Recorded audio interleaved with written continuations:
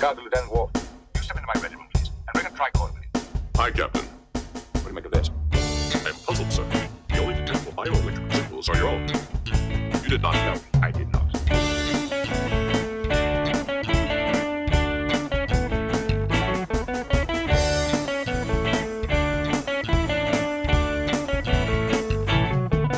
Hello and welcome to the Readier Room, the only and longest-running Star Trek The Next Generation rewatch podcast. Every week, we're bringing you an episode of Star Trek The Next Generation and all the behind-the-scenes stories that came together to make that magic happen. My name is Mitchell Mills, Chief Consultant of Services at Paramount, and with me is my life partner, Brandon Hobbs, ex-Head of Resources Management. Brandon, how are you? Pretty good, Mitch. I'm spending a lot of today jelking, actually. I know you're a big jelker. I'm not a big jelker, but I jelk when necessary. You know, sometimes it feels less like a shaft and more like a button. Right. You know what I mean? On those days, You gotta get your jelking in. you gotta, tie a little weight to it and just helicopter it around for a bit. Now, is this akin to skipping leg day? I've heard that's a big faux pas. That is a faux pas. Yeah. Yeah, I mean, if you want consistent results, you need to put consistent work in, and you can't skip jelk day either. Oh, I hate work, especially consistent work. Mm-hmm. Well, that's why we're doing the podcast, of course. Right, and that's why my penis is relatively unjelked. Unjelked. I think we've had I've this. offered to jelk it for you. I know you have, but it's work on either end, right? I suppose. It's not easy. If I could just like be put under and then be jelked and then wake up, then I would go for the procedure. But that would be nice. yeah, I mean it's just wake up completely jelked. you know I actually have a goings on in my life related to this. Okay. And you're gonna hate this. I've been watching Severance. Yes, you have been. Yeah, I actually finished. I watched it in one day. That was a good 8 That's hours. nice. 8 hours of my life or so. I've heard it's really good. So why are you coming down on me? I told you I watched it, and you gave me like a dismissive "my friend is dead" response. I sent you a dismissive Obi-Wan gif. Yes. Well, I don't know. It's the flavor of the month, so to speak. So The Korean you currency. gotta naturally be suspicious. What? The Obi-Wan. Nice. Thanks. I guess. Yeah. Really good. I don't typically watch television or whatever passes for television these days, even though it's on your iPad and not your TV. Mm-hmm. But I typically don't watch any of these series, and I quite enjoyed Severance. And I know exactly why I enjoyed it, and I alluded to this. It's not up its own ass about like, oh, what's the answer to the mystery? Oh, because then anything that's set up like that, either they never give you the answer, and it's just your interest wanes, or It's like a lost situation. yeah, or it's just you get the answer and then you have nothing else to look forward to because there's nothing really interesting about the show. It was just a mystery. Like a lost situation. Well, yes, but this avoids that. It has like mysterious overtones, mysterious mysteries, but the actual plot and the characters are all very engaging. So you have something concrete to hitch your wagon to. Oh, so like a lost situation? No, Lost didn't have that. That's where Lost floundered. Now, Did you watch Lost? Here's my secret confession that might be my worst character trait, the worst thing about me. That's a really, really big claim. Well, I've only seen I started watching Lost at season 4 or 5, which is I think the exact point where everybody said it became terrible. And then I watched that thing went for like 7 seasons, didn't it? Yeah, so I started watching when it became terrible and watched it to the end. And to this day, I've not seen the first however many seasons that were actually good. So to summarize, the first 3 seasons are apparently good. Yeah. So more than half of it is bad. That's awesome. And there are some really big Lost heads out there, yeah. I think there's a ton of them on Easter Island. Very good. Very good. Wow. But yeah, I mean, people love this show like it's a cult classic almost. And the thing is that, to go back to the flaws I was describing about it, Lost is just mystery on mystery on mystery with very little substance. It's like, oh, here's this big shadow monster flying around. What's that? Well, we'll never find out. I guess it's this guy that kind of looks like Billy Joel, but whatever. And then it's, oh, here's a vault with like a hatch on it. We got to open the hatch. What's in the hatch? Oh, after we open the hatch, and what is inside? A guy reading a bunch of numbers. And what do the numbers mean? Well, I don't know. Let's spend a few more seasons on the numbers. And then there's like a submarine, and one guy dies. My recollection of Lost is very, very sparse, but it's basically just a running series of questions with unsatisfying answers. And then they got this guy to make Star Wars. Right. Who are the others? Who are the others? Look, it's the others. They're the others. Who are they? Oh, they're a people. That's Lost. Wait. Well, they're people who aren't you. Who's the guy that made Star Wars? Is this J.J. Abrams? This is a J.J. Abrams thing. Jesus. Yeah. Yeah, the Lost put him on the map. Well, he made Alias. And Felicity. And Fringe. Felicity Jones? Fringe, more like cringe. Take that, J.J. Abrams. You fucking loser. It's through Fringe that I found that Wikipedia has an article titled Friday Night Death Slot. What is that? It's when you put a television show to air its new episodes on Friday nights. Oh, okay. Yeah. Yeah, divorced from the context of television, I was like, what is a death slot? Right. Well, there's a reason I presented this the way I did. Just to make it as Friday obtuse for you slot. as possible. You do. It's like the clock strikes midnight at the casino, and any given slot machine just results in your death. This is big saw comes out. All right, hold on. So one slot machine chosen at random, kills you, and then all the other ones have like a moderately big payout at the same time. So it's like Shirley Jackson's The Lottery, and everybody's just, they're gambling. Oh, would you gamble your life? Yeah, I would gamble my life. And right, it's a bad movie. Yeah. It's like a bad dystopian sci-fi from the 80s with terrible special effects. Right, the death slot. The world looks basically the same as the 80s.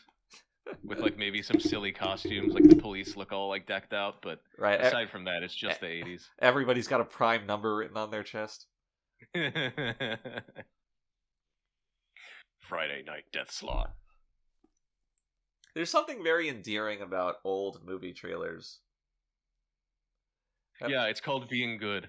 I mean, I don't know if I'd call a lot of them good, but they certainly don't have like the blong thing going on. Yeah. Oh my god, it's so annoying. Bong. You get like a rap song in there, but like slowed down, obviously. In time with the cuts to black. Right. And what else is there? I mean, you learn the entire plot of the movie. It spoils any twists at all for you. If it's a Marvel movie, there's like a big pillar of light shining from the sky into the earth. Blong. If it's a Marvel trailer, you get a good couple of quips in there too that like completely interrupt the rest of the sound. So the music stops, the sound effects stop. You're like, wait, what did you just say? That happened. That's gonna sting tomorrow. Yeah. I hate it. Wouldn't want to be that guy. We're not even like we're not saying anything novel here, but it's like you just can't help but complain about it. But every time it comes up, the old trailers are like very quaint.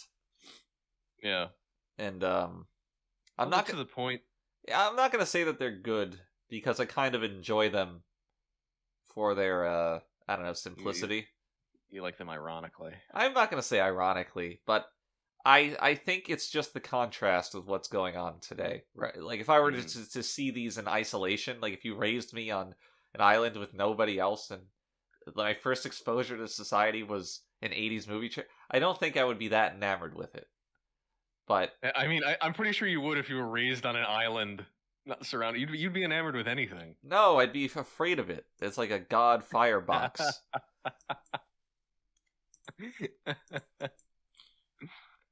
So what you're basically saying is that we need to return with a V instead of a U. Yes. Have like the lower third kind of spliced off by a few centimeters horizontally of this image. Yeah. Yes. Yeah.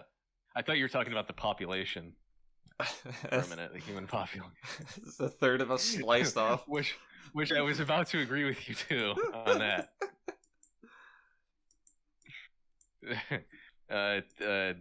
Enslave the lower third of the population and use them as depth grovelers. Live cattle. Have them mine Infidium. We come awfully close to advocating for genocide. Somewhat often on the podcast. Probably every episode. Which is very not Trek-like, is it? No, well, maybe. I mean, maybe it is.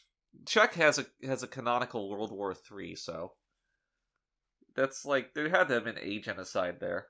World War II had a genocide. Coincidence?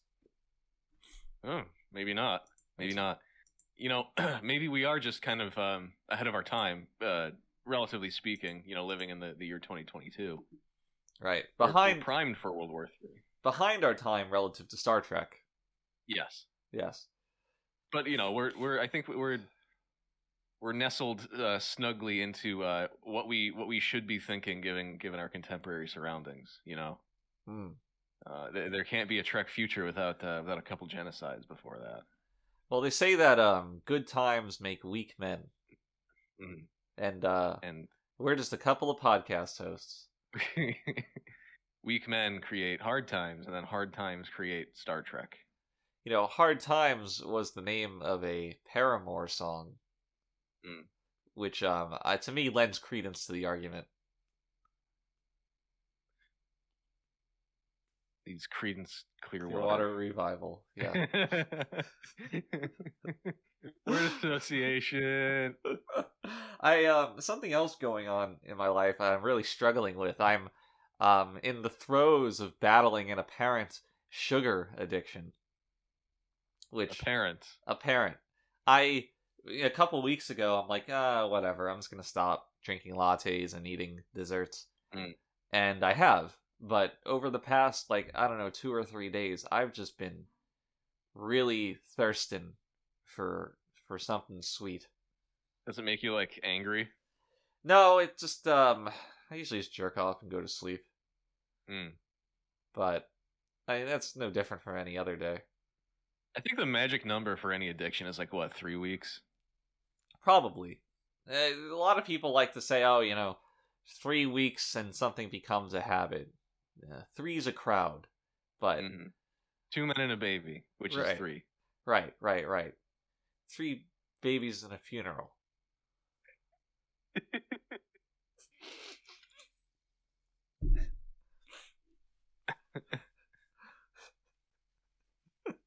Which I think is the name of the Spiner triplets autobiography.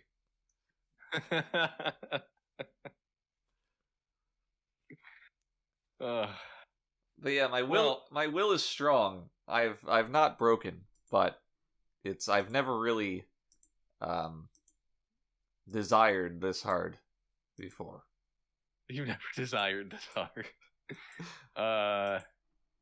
Yeah, I don't know. I mean, is it really that bad though? It's not like you eat a ridiculous amount of sugar, is it? No, it's not. But and I'm addiction's a strong word. It's not like I'm having withdrawal or anything. It's not a real addiction, but tell that to Tumblr.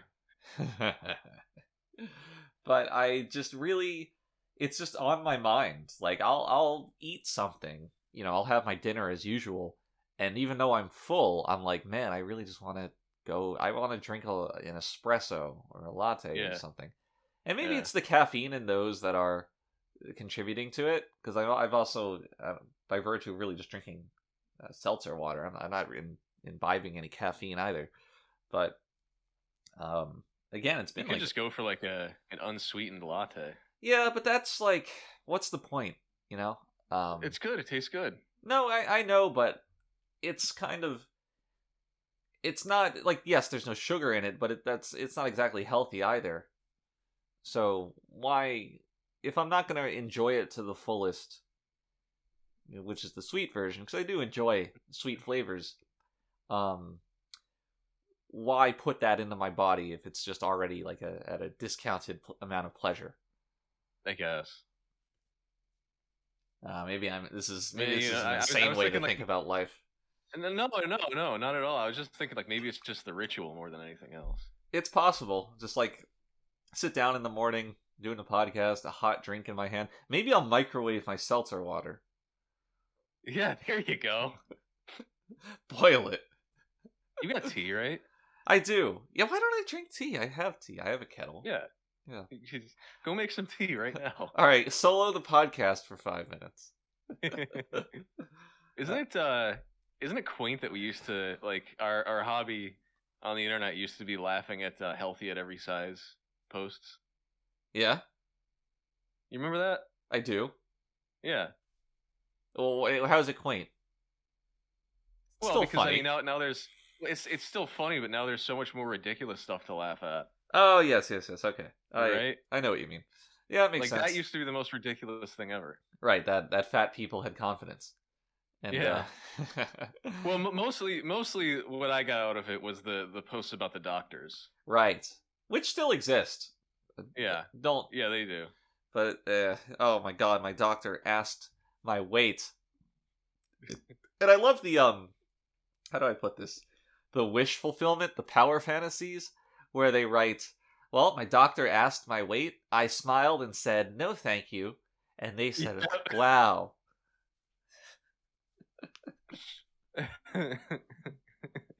The entire staff comes in and starts clapping.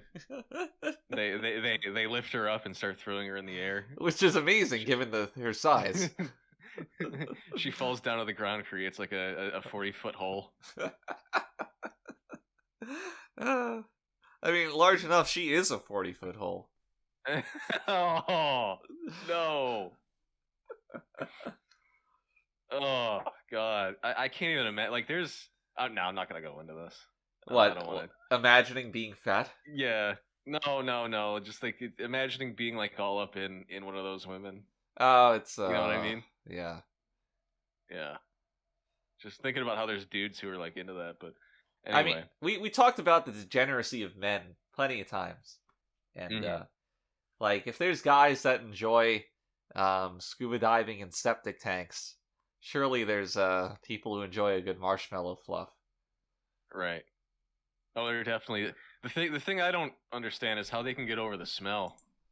That's a good question, because it's pungent. It's very pungent. God, it's awful. But yeah, on that note, and speaking of things that are ridiculous, we were talking off mic about the death of former Prime Minister Shinzo Abe. Right, I think it's Abe adoptive Shinzo. father. Do you have an opinion on this? I know someone's been lying. It's either Shinzo Abe or Abe Shinzo, and it can't be both. Abe Shinzo is the Japanese order. Okay. Now, in Japan, do they also wear hats on their feet? Oh, wait. What? Yeah, Abe Shinzo is the Japanese order. Okay. I've never met anyone named Shinzo before. I've met people named Abe. Yeah, I know.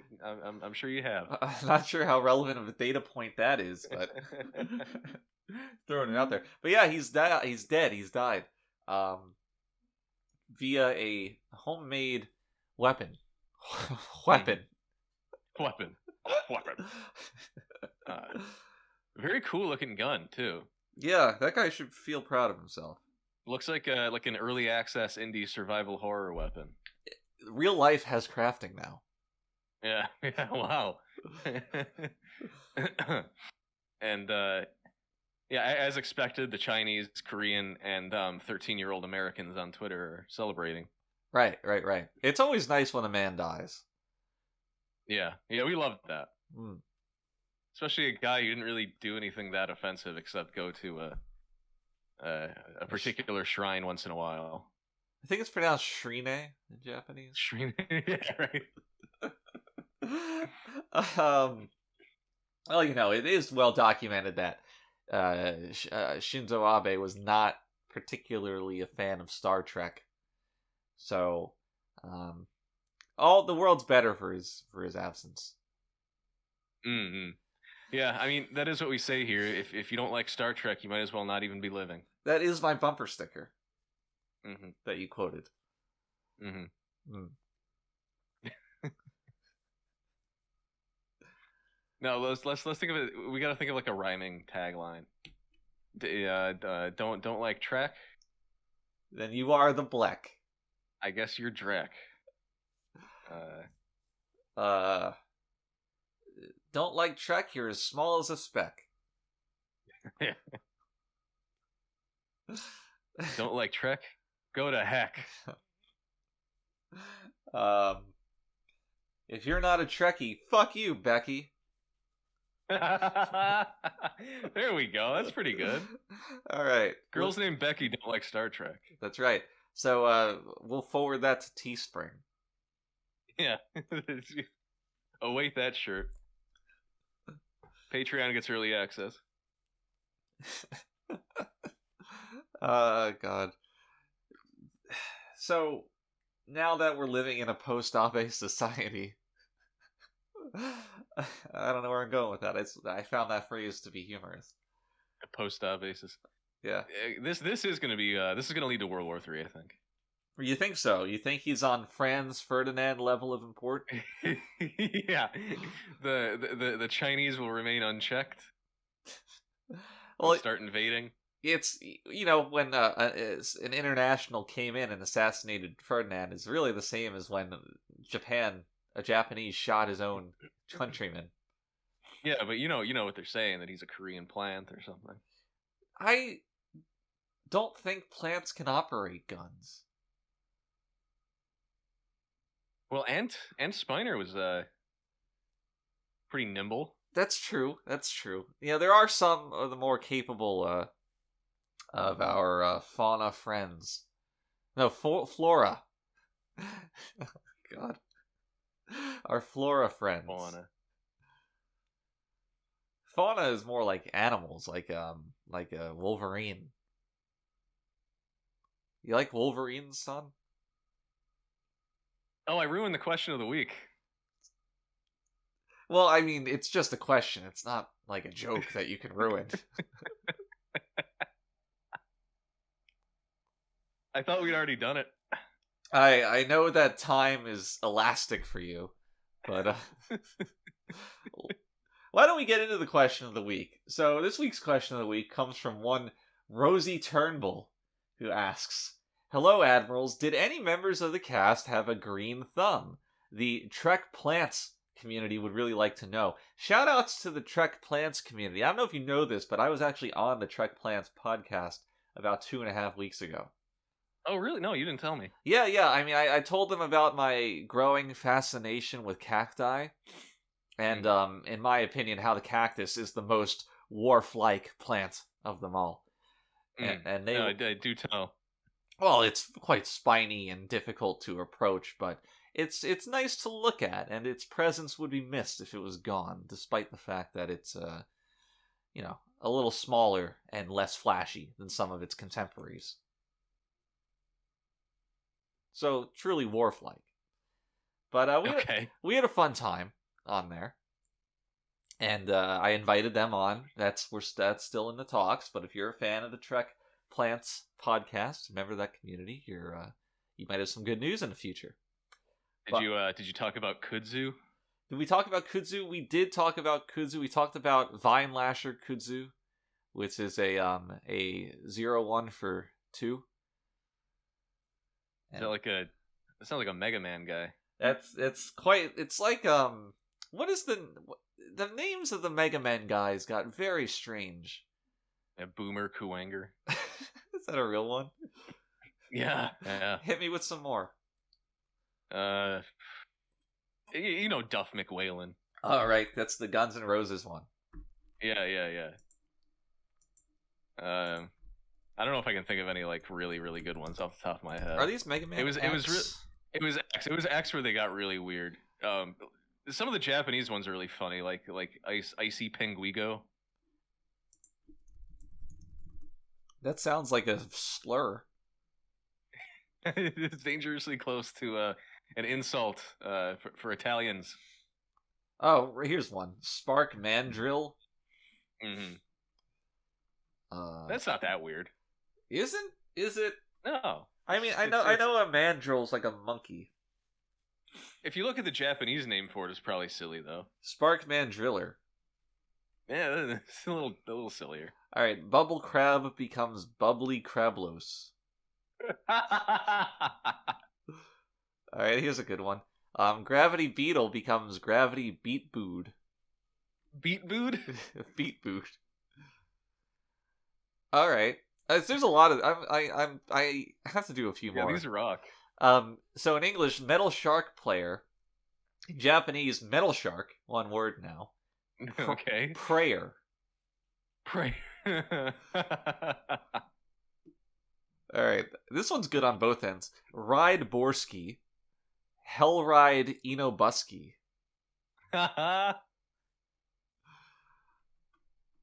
Now this one is where the Japanese dropped the ball, and this is the last one I'll do. In English, Bamboo Pandemonium. It's a panda. Pandemonium. Okay. In Japanese, Bamboo Pandemonium. Like it's just spelled correctly. Pandemonium. Yeah. So, what the fuck? Whatever happened to like Cutman?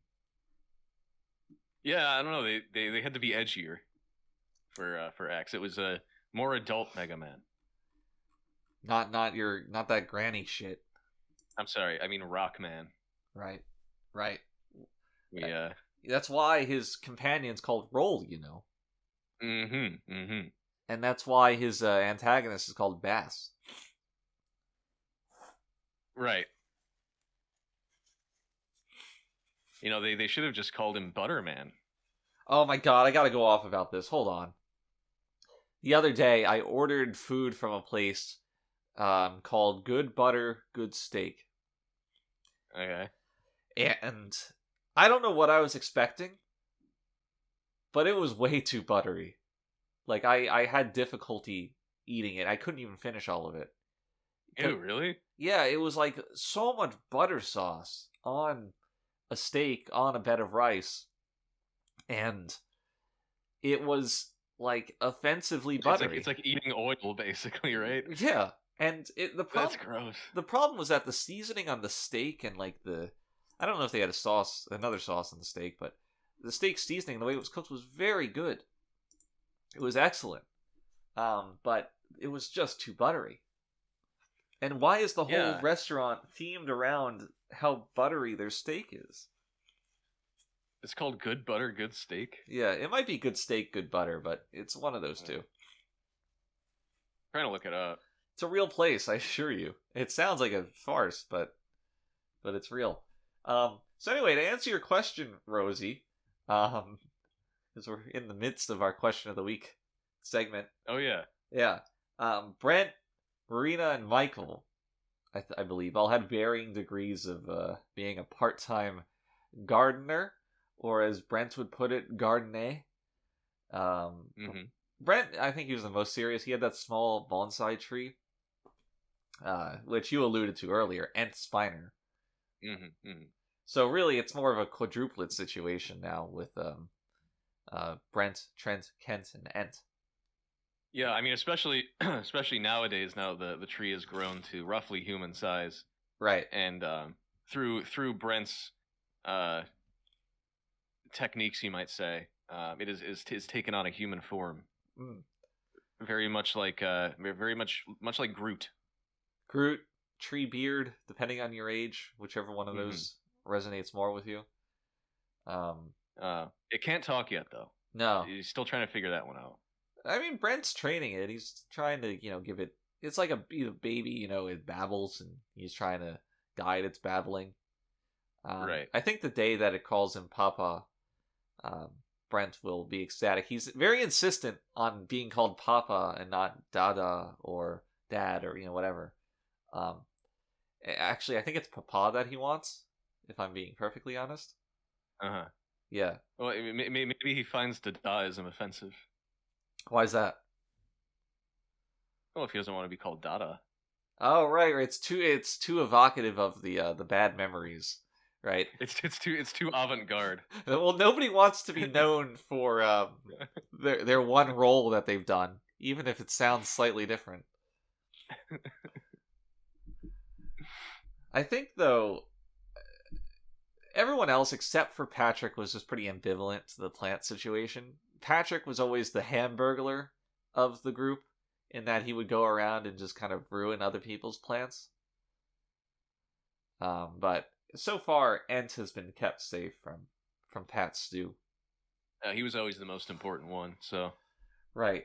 Well, actually, you know what? I'm assuming his gender. Yeah, we don't know what the tree's gender is yet. Well, Ent is a traditionally male name.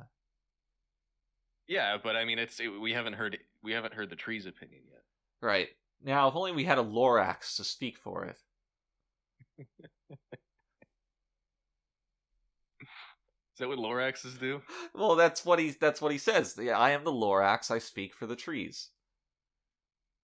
Is that what he said? I don't know. This is Dr. Seuss, right? Don't you read?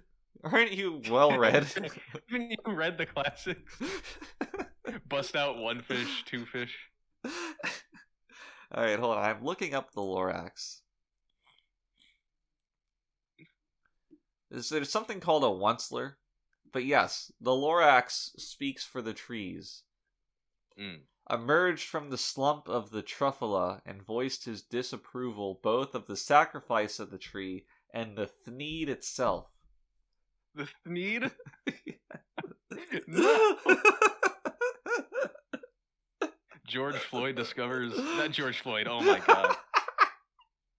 Never mind. Oh god, your mind is poisoned. I was gonna say... Never mind. No, it's over. George Floyd. Just shoot me in the head. Every black man is George Floyd now. How long has it been? It's been like 2 years. I wake up and the first thing I think of is George Floyd. Just wake up, the word escaping your lips. Floyd. Floyd. Oh, buddy. Well, if you're at home or like Rosie and you would like us to answer your question of the week in quite the meandering fashion, you can send an email to thereadierroom@gmail.com or tweet at @thereadierroom. And all those are with a capital T and 2 capital R's. And we'll handpick your great questions to answer. So I know that you have a delicate constitution. Do you need to take a break? Yeah, we better. I gotta go mess with the air conditioning. It's I'm starting to sweat. Well, you're like a pig in a hot room without air conditioning. you fucking pig.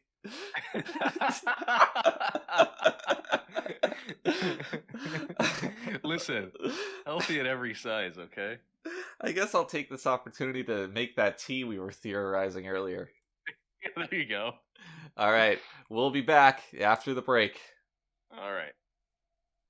And we're back. Now we're back. We're back, and it's time for Star Trek mode. I do want to note that we didn't touch on an even more important Japanese death. Oh yeah, which is the creator of Yu-Gi-Oh, who was sent to the Shadow Realm while snorkeling. Do you think he was only like 60 something? Do you think that's any way to talk about a man's death? Death? Death? Death? Sent to the Shadow Realm? Yeah. He'd like it. He'd appreciate it. I thought the Shadow Realm didn't exist in Japanese Yu-Gi-Oh. It doesn't. Are you knowledgeable enough about Yu-Gi-Oh to know that? cultural osmosis, I guess. That's bizarre. Cultural Osmosis Jones. It's the sequel where Come on, Chris, we gotta teach this guy about Yu-Gi-Oh! he inhabits the body of like a museum curator. He's more cultural. It's like We gotta make our way up to the brain, Drix. Is that what Chris Rock sounds like? I don't know. I think you're confusing him with Kevin Hart. I think so too. I can't think of somebody less of a box office draw than Kevin Hart. Kevin Hart's only sin is that he's tiny, And annoying. which is a sin. I don't think he's annoying. I like him. I don't find him funny. I find him not being funny is more of a sin to me than his height or lack thereof. Oh, you would say that. You know me, manlit defender.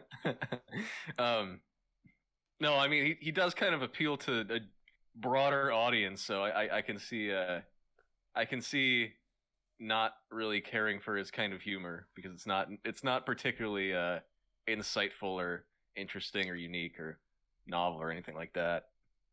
Yet people eat it up. They do eat it up. Oh well, my! you know, people ate Carlos Mencia up. You know, That's true, and I don't know why, but YouTube recommended me old Steve Harvey stand-up clips, and I realized there's like a clip.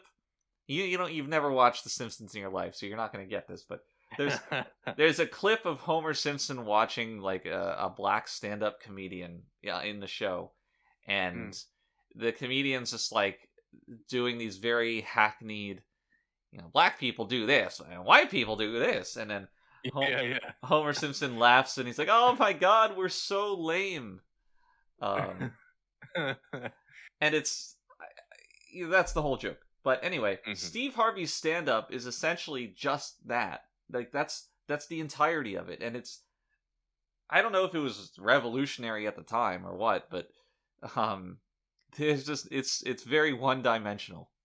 Right. Oh, I never knew that. Yeah, I've never watched Steve Harvey stand-ups. All I know is his Family Feud stint where he asks provocative questions and then gets the answer he wanted and stares at the camera. Right. What is the name for a male sexual organ? And a woman's like, "You want to put what in my where? Oh Lord." There's a pretty good, I don't know if it was a tweet or something, but describing like the collapse of the universe as Steve Harvey reacts to somebody saying the word penis. It's like, he stares at the camera and like the walls of the studio come crushing in, forming a supermassive black hole. That's great. It is always entertaining though. I gotta say, it never gets old for me. All right, rank. He's found the perfect niche loop, feedback loop. Rank the hosts of the Family Feud. Who else was there? All right, so let me give you a comprehensive rundown. I know a lot about this. There's Richard Dawson, not to be confused with Richard Dawkins. Richard Dawson was also the host of the fictional The Running Man television show of the in the movie of the same title. The Korean show? No. The one where Arnold Schwarzenegger kills a bunch of professional wrestlers. Maybe that's not so descriptive. But anyway, the Richard Dawson was the first one. He kissed a lot of old ladies. Followed him up was Ray Combs. And Ray Combs was on that weird version of the Family Feud where everything was in Technicolor blue and there was like a big target in the middle of the... Okay. Yeah. Yeah. Okay. So after that, I believe, was Louis Anderson, who's a big fat guy. Anyway, after him was Richard Karn, who is, you might know as Al from Home Improvement. Yeah. Okay, I do remember his. Yeah, I remember Louis Anderson. I remember him. He, despite his size being part of every size, was not very healthy. Although, I don't know why. Maybe he died at the time, but I went back and watched his stand-up on Johnny Carson's show and on YouTube. Very funny, actually. Yeah, I've seen a few of his things actually. Yeah, he is pretty funny. Surprisingly funny. I mean, fat people have to be funny. Well, especially when all of his jokes are about how fucking fat he is, but he still That's somehow manages to make it work. I mean, most of the funniest comedians are just giant fucking fat people. It's true. Louis Anderson and Anderson. But And they all died prematurely. I don't know if I can call that a premature death. That's about that's about expected for people of that size. I guess Louis Anderson lived for quite a while, but like I'm talking like people who lived like for 30 years and then just croaked because they were so fat and just did so much cocaine. Yeah, I mean that's a dire combination of traits, cocaine habit and obesity. But I do have to be fair. Louis Anderson also is quite a one-dimensional comedian with his stint. But anyway, you see that? I'm not done with the Family Feud hosts. Okay, all right, go ahead. And then there's Steve Harvey. Now continue. You forgot John O'Hurley. Oh, I did, Mr. Peterman. Why is that so funny? I don't know. You were so excited to list them off, and you forgot the guy right before Steve Harvey. Oh God, John O'Hurley is. I'm amazed that he's a real person. I know, it's bizarre. He does seem like computer generated. That and like just his work on Seinfeld was so. I don't know how to put this. It's so tangible and evocative. Tangible is a really good way to describe it. It's so good that you cannot imagine that this guy is anything but this portrayal. Yeah. I mean, he's always making this, like, even in real life, he makes those like faces, right? Where he's like always incredulous. He's always reading for a coffee commercial about a slow roast. But I guess to bring this back around, in terms of ranking, I mean, and here's the thing, I didn't watch enough of anything pre-Steve Harvey. Like, I remember a few of them, but... All right, well, do you want my ranking? It's only then? An episode here and there. Well, this is what it was leading up to. Like, best case scenario, I would have ranked them, and then you would have said, "Now ask me." like a clingy girlfriend. Oh God. All right, go ahead. Yeah, let's hear the ranking. All right, so number 1 is Richard Dawson. Straight up, maybe you've seen him on The Match Game. Do you ever watch The Match Game? No. Oh God, why are you on this show? The Match Game was great. It had just a bunch of people who were ostensibly famous, but maybe they weren't, and they all just told the same penis joke over and over. But I don't know. Richard Dawson's a funny guy.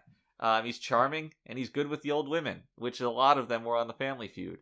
You love old women. I love old women, and I love people who love old women. My you love those old crones. Oh, I do. I have the crone handbook bags. In my crone fever. It's a real crone's brew. But anyway, number 2. Should be up front here. There's a big power gap after Richard Dawson, but I put Louis Anderson and Steve Harvey on the same tier. In that second tier, probably Steve Harvey is second. I am going.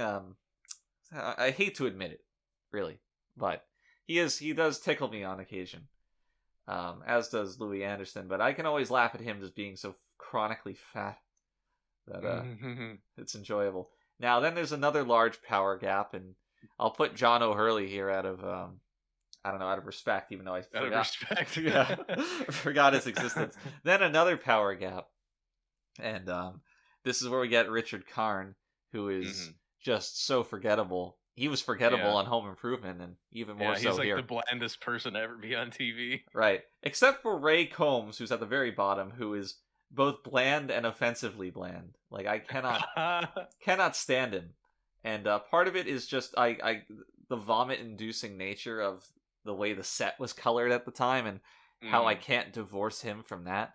So looking at Ray Combs just makes me somewhat ill. or at least thinking Yeah, about him. I don't know anything about Ray Combs, to be honest. He's a guy. He's a guy. I'm Yeah, looking. he does look like I hate to be like, oh, like he looks like a milk toast white guy, but he does. Well, hold on. Here is I'm gonna send this to you, and the audience will never see it. Here's a picture of him advertising the Family Feud, and he looks like a serial killer across the room. Yeah. Yeah, he does. He does. Wow. Just unhinged. Like the hinges have come off. He looks very, I don't know, like he shouldn't be in comedy. Someone put him back in his box once his stint on the Family Feud was over, and we never heard from him again. Legends say he's still charging to this day. Just a fun story about the Family Feud that I forgot. Apparently, Ray Combs, the ratings tanked so much that they fired him and replaced him with Richard Dawson, his predecessor. So, oh, that's amazing. Yeah. Quote, by all accounts, Combs was hurt by his dismissal from the show, and as the credits began rolling at the end of his final episode, he immediately walked off the stage, went to his dressing room to get changed, left the CBS Television City facility without saying goodbye to anyone, got into his car, and drove straight home. Which is... This guy died when he was 40 years old. Maybe he died of a broken heart. Without the Family Feud, I'm nothing. Oh no, I think he killed himself. Oh. Yeah, he killed himself. When? 96. Oh, God. So he was fired in 93, he got divorced in 95, and he killed himself in 96. Yep, that's it. This Family Feud was everything to this guy. Everyone else, it was just like, yeah, I guess I'll do it. Why not? This guy was like, fucking Family Feud. I need this. And this is God, like, game show hosts are such... they're so gay. Game show host always feels like a transient occupation, you know? Right. You're between real jobs, so you host a game show. Right. Or you stall out and do it forever like Wayne Brady and die a slow, meaningless death. You know, or you get like, you know, a guy like Alec Trebek, who's like actually charismatic and funny, and people just want you on the show so they can see you every day. Right, where you're basically just a celebrity, incidentally hosting a game show rather than the nameless, faceless guy. It's like people who tune into podcasts not for the subject matter, but just to hear someone talk. Right, someone specific talk. His voice, Right. But, which is what our audience does. Oh, certainly. Obviously. Because nobody cares about Star Trek, but... No, but they do care about us and our opinions on things. Yes. Now, I don't know why why I feel so compelled to write movies about people in dead-end, hopeless situations that want to kill themselves, but I mean, it's probably just because you can relate. Yeah. But I'm really drawn to this idea of the game show host who's really just a failure in life, but is trotted out there to like smile, hold a microphone, and flip numbers around on a screen or something. But you know what? This it reminds me of well, I mean, he's basically a clown, right? Yeah. Where it's like when you kind of transpose that sort of clown identity onto a job that's not a circus carnival type deal. It starts to get really depressing really fast, and the one that I think is always very close to home for all of us Japan adjacent white people is the ALT teacher, who's expected to go out there and you cease being a person for some amount of hours of the day, and yeah, just become a you cartoon give a little character. Performance, right? So I think there's multiple avenues you can take for this kind of as we said, clown identity, and how depressing it can be, and how good of a depressing movie it can make. Well, okay, so what I'm picturing, as I'm forming this film in my head as we talk, is there's several tiers of game show. You got prime time, daytime. So maybe this guy's hosting like a shitty daytime show, and he goes home and he's eating his TV dinner and he's watching the prime time game shows. and they have like the very charismatic host, like an Alex Trebek again. And he's like kind of flirting with the contestants, and people are laughing at his jokes, and you can tell that he's a much more confident guy running the show rather than trying to please people like the protagonist is. And when I was thinking about this, and I realized once it's like, okay, he's going to try to kill that guy, I essentially rewrote the film Death to Smoochie.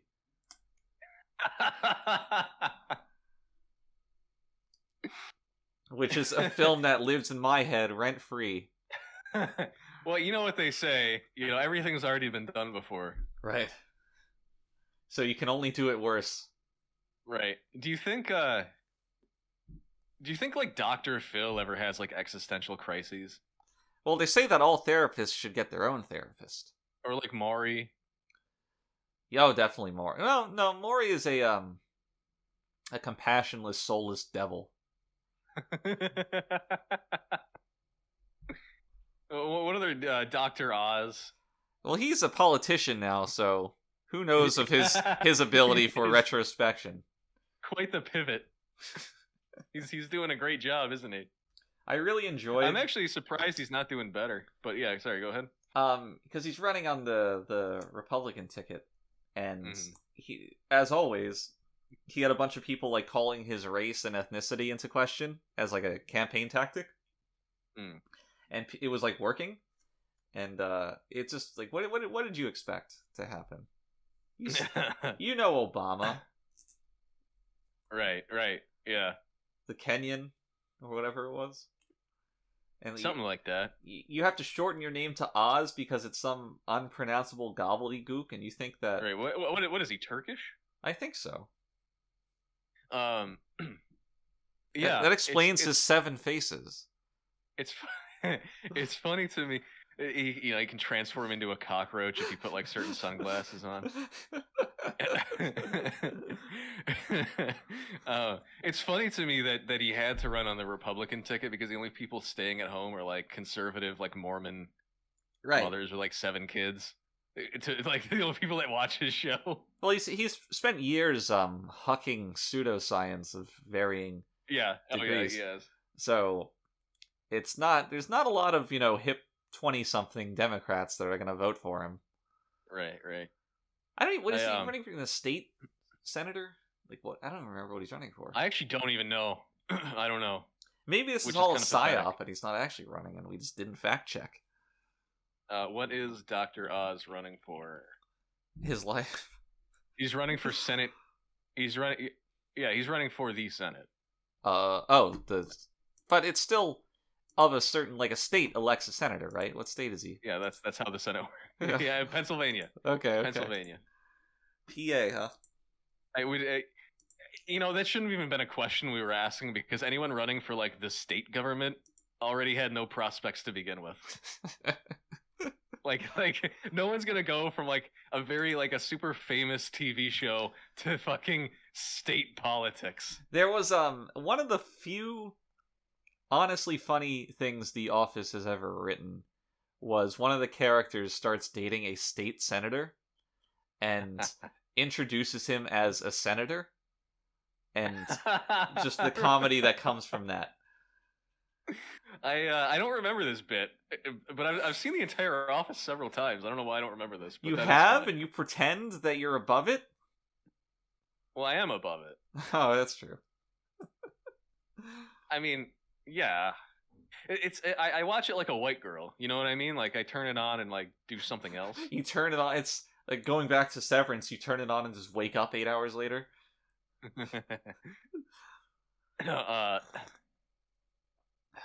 The first like 3 seasons of that show were okay. Yeah, I'm not gonna say that it's all terrible, but it just doesn't deserve to be somebody's personality. No, definitely not. Definitely not. I don't know.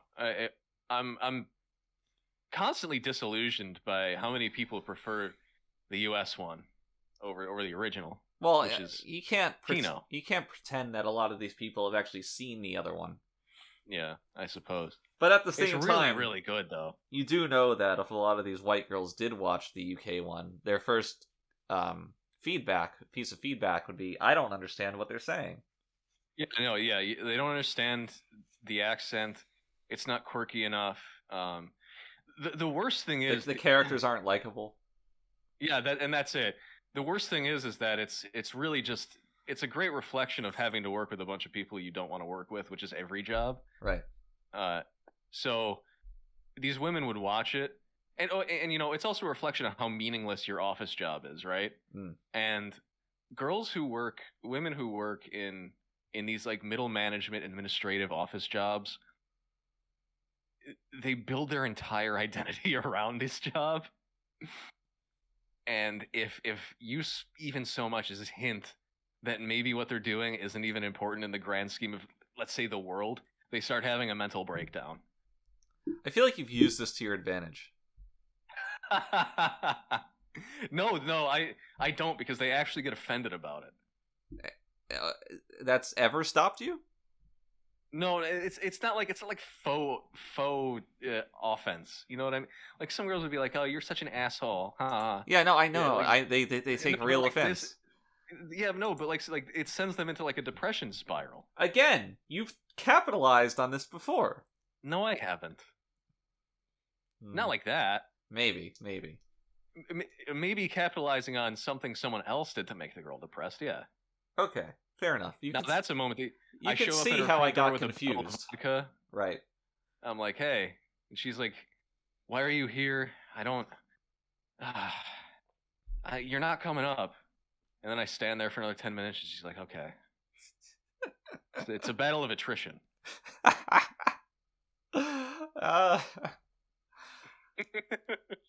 She wakes up the next morning and she starts crying. The worst thing Like, is this is why all a are you true here? story. Why are you here? You need to level up this tactic where you just knock on the doors of strangers with a bottle of vodka. Attrition that one out. I'm honest. I'm sure I could get like a decent amount of people to let me in. Hey, you knock on my door, I'd let you in. Yeah. like that Uber Eats driver. Yeah, but this is like where it goes completely south, and it's like, oh, I've been knocking on doors with the goal of getting laid.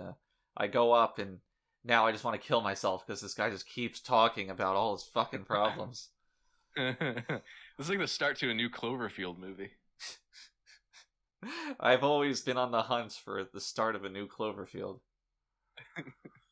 What a weird series of films that is. Yeah, like the one where John Goodman is imprisoning people. Yeah. There's like no monster at all. Well, you see, John Goodman Right. was the monster. And there's something uniquely funny about John Goodman being like a rapist. I think it's because he can barely speak. He's such... And you ever hear the stories of him just being just irreparably introverted? Like he can't fucking talk to people? No. Yeah. Really? He's apparently just so nervous all the time. And which is weird because you think of him like Dan Roseanne, whatever that guy's name is, big lumberjack. Dan Roseanne. Dan Roseanne. Dr. Pavel, I'm Dan Roseanne. Affable middle America fat guy. And I just had to realize that he didn't really have a heart attack. That was just his character. But you ever watch Roseanne? Here and there. I didn't appreciate it back then. It's better than it really should be. Yeah. John Goodman lost a lot of weight recently. Right. Probably because he realized that his life was hanging in the balance. Have you seen like old pictures of him or like old commercials with him, like when he wasn't fat? No. Like, he was young and not fat. Spry. He was hot as hell. Jeez. You ever see that Talking Heads movie where John Goodman was like a singing cowboy? No. It's pretty good. It's like at the beginning of the decline of Talking Heads fame, but it's a musical. John Goodman's the main character. I didn't know there was a Talking Heads movie. Yeah. I actually kind of want to watch that. What is the name of it? It's something like Stories or I gotta look this up. I'm not gonna be able to sleep until I look it up, and God knows I want to take a nap in the middle of this podcast. The audience won't be able to sleep either. I keep doing this. I open up Uber Eats when I want to open up Spotify. Muscle memory. Well, that, but they're The both colors are the same. Yeah, both green and black. You know, that's what they say. You should organize your apps by color because that's how you remember them. Yeah, but I just click on all the same ones. You don't click, you tap. Oh, you know me, I'm old. You got your mouse connected to your phone. Now that's a guy. The name of the film is True Stories. Okay, that's a really original title. Yeah, especially for a fictional movie. I'm sure that performed well. Oh, you know it bombed, but it's not bad. I think they actually did a review on it, which if you want some context, really? Yeah. I'll probably check that out at some point. Now Got here's a backlog of like 300 movies. So. Oh, you'll get through that in a week. Yeah, I guess maybe you could. You gotta watch Citizen Kane and On the Waterfront and White Girls, White Chicks. Well, if White Chicks, Citizen Kane, White Chicks, Mean Girls. Hey, Mean Girls is a great movie. I say It that. is a great movie. I don't know. Like, it's a good, but I find it impossible to take anybody seriously when they say that. Like, is it a great movie, or were you in high school when you watched it? And here's the issue. Okay, Mean Girls is a chick flick, right? Okay. So when people say Mean Girls is a great movie, the implicit meaning of that is that it's a great movie within the framework of being a chick flick. Like, if my girlfriend is going to sit me down and say, we're going to watch what I want to watch today, damn well better be Mean Girls than Mean Girls. Yeah. All right, now Mean Girls 2 doesn't exist. Well, it does exist, really? Unfortunately. Now is this also a Tina Fey joint?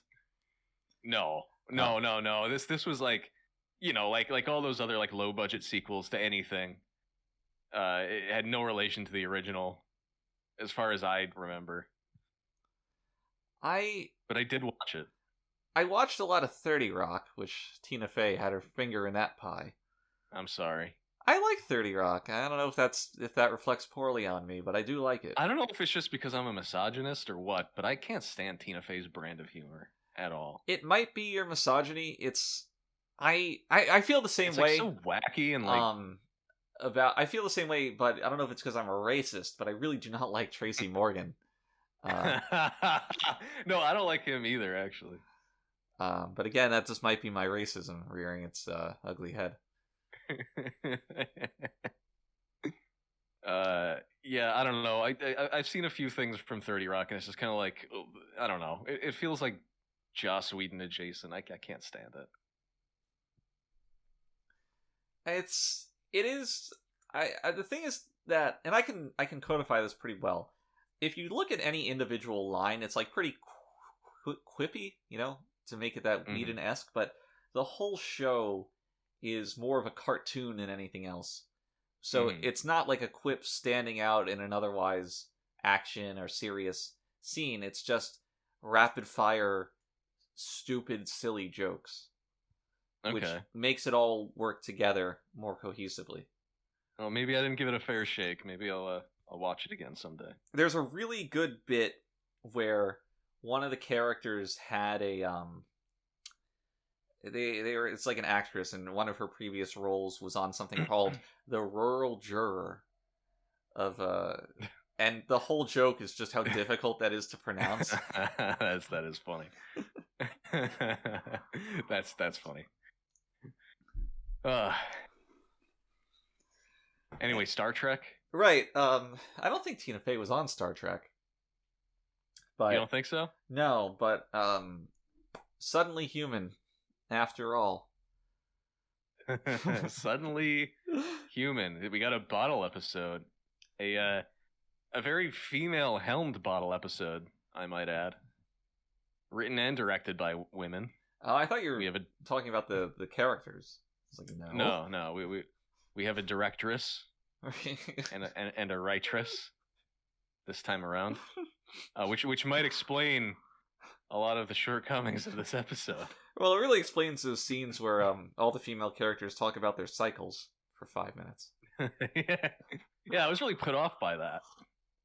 I wasn't really sure how it related to the plot until the very last scene where it all clicked together. Yeah. Expertly crafted, really. Yes. What did you think about this episode? It was it was an episode. It was a thing that happened.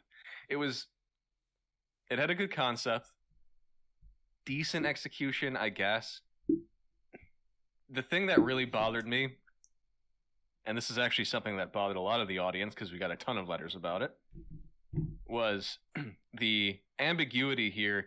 It starts off with the assumption that this kid is being abused by his quote captors.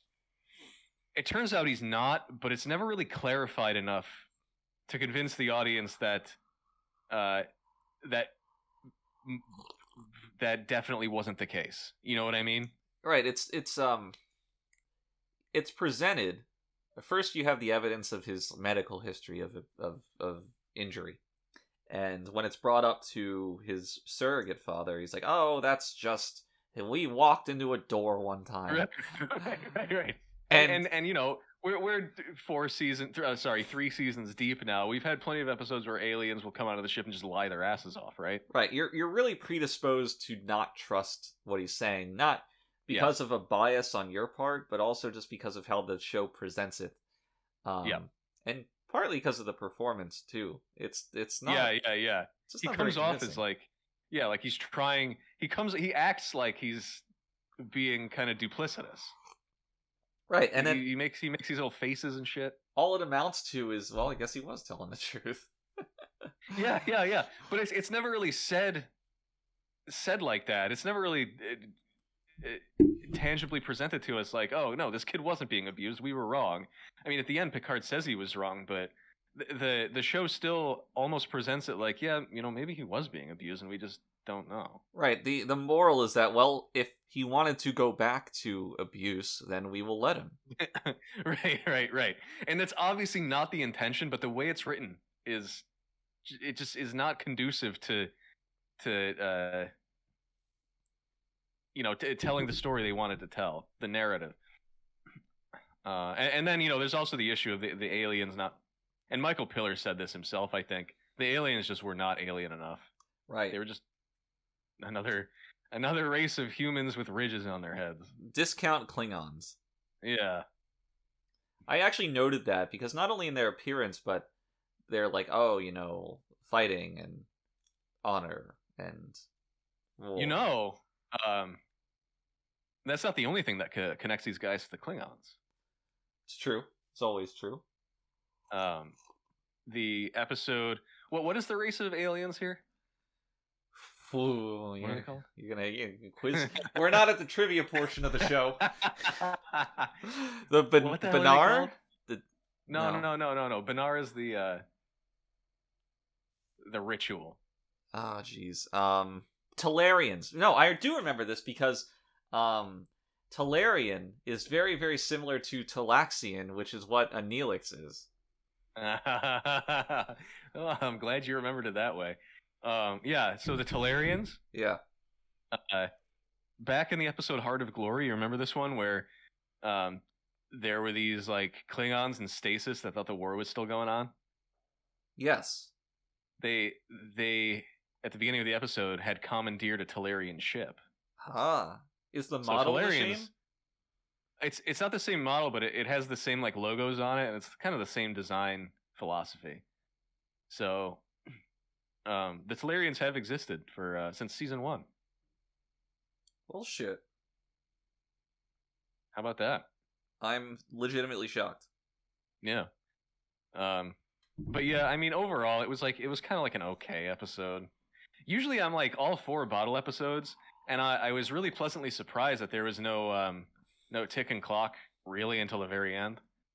But it just wasn't terribly interesting. It wasn't engaging. It felt like it was going over the same thing like 3 times. Very repetitive. Yeah, I overall didn't like it very much, and I think the worst part of the episode are the performances, particularly of the kid. Yeah. Who I thought was terrible. I thought he was awful. And, really? Yeah. the whole there's just no nuance to the performance. It was like, oh, I'm not going to act like a normal human because I've been raised by wolves or whatever, so I'm just going to speak in a very stilted manner for the entire episode. Oh, I didn't hate it. I don't know. But I am not. I don't think I share your affinity for smaller scale bottle episodes. Not without compelling character stuff, and like ostensibly the idea. The idea here is Picard and him kind of grappling with his hatred of children.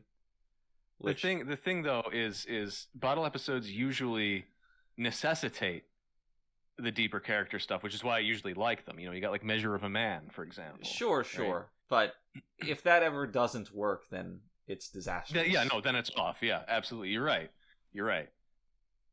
And I don't think Picard really had demonstrable growth in interacting with children. No, and it's also something we've been over. You know what I mean? A couple times, and I wasn't terribly fond of. I don't know if it was the writing or Patrick's performance. It probably wasn't Patrick's performance because he's a good actor. But the lines they had him say in his Readier Room with Troy, I was just like, this is just so stupid. There was a funny line where and Marina actually delivered this pretty well. Wow. Yeah, I know, right? He calls her in and he's like, I haven't been forthcoming about this, but I really just do not like children. And Troy just stares at him and is like, really? And it gave me a good chuckle. Although I will say that Captain Picard is very forthcoming about that. I think he told everybody this in the very first episode. Pretty much, yes, which is what annoyed me. It's like, get this kid off my bridge. We've beaten this horse to death. Well, get excited for it to pop up again when Picard is trapped in an elevator with 3 kids. Mm-hmm.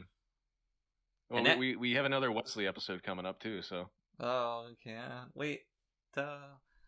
What is the next? Oh, the next episode is a Crusher episode, but not that Crusher. Mm-hmm. But we got to talk about this week's episode. Yeah. I don't really want to. Well, let's just come on. Let's just we'll. You talk about the Family Feud some more. We'll go through it. We'll go through it quick and get back to talking about other television. All right. So, Enterprise responding to a distress call. Right, and they throw out this this detail that it might be a trap. This is a race that regularly just sends out distress calls to lure in ships that will help them and then blow them the fuck up. Yeah. Which really doesn't help the guy's image of saying that he didn't abuse his son. Yeah, right. They're just run-of-the-mill terrorists, I guess. Preying on the good Samaritans of the world. But nothing comes of that. That's like it's like a 2-minute dialogue exchange, and it goes nowhere, obviously. Picard says, I don't give a shit, we're gonna help them, I'm a good guy. And Riker says, away team. Riker gives Worf a meaningful look, and Worf knows what that means. I mean, and follows him off the bridge. As we established in the episode where Picard and a few other silly-looking aliens were all kidnapped, the Enterprise crew can communicate entirely through gestures and meaningful looks.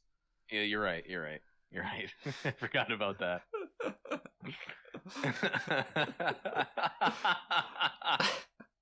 A little bit of continuity there for you. Yeah. So they never have to talk again if they have the collective mind meld going on. Yeah, we could have some silent film action, a little slapstick. Right. And then the away team goes over to the ship and they're investigating the injured crew. And Crusher says, "Oh, this one's human." To which I said, "I thought they were all human." She calls them like teenagers. It's like, well, an alien species. Can you really assume? Right. It's like it's a bunch of kids, and you don't really see any goats anywhere. But nice. Yeah, thank you. This is also, I think, the first time that she says she's prepping people, right, to be transported. And yeah, I didn't think you could show that on television at the time. Yeah, I didn't think so either. But you So know, I was the surprised by that. FCC. So they go back, and this is where I gotta quote Michael here. Hold on, let me bring up my notes. I wrote this down. I remember this very well. In this scene where they're all beamed back in the hospital, they do what Michael calls the retard wailing. Yeah. Yeah, he was really proud of us for working that into the script. Because he said, sometimes other cultures are retarded. Which is, just some Trek diversity as always. It is. It's uniquely beautiful, and obviously that actually came as a suggestion from him. That whole scene. It was a pretty late addition to the script, so I think we were all kind of worried whether or not it would end up working.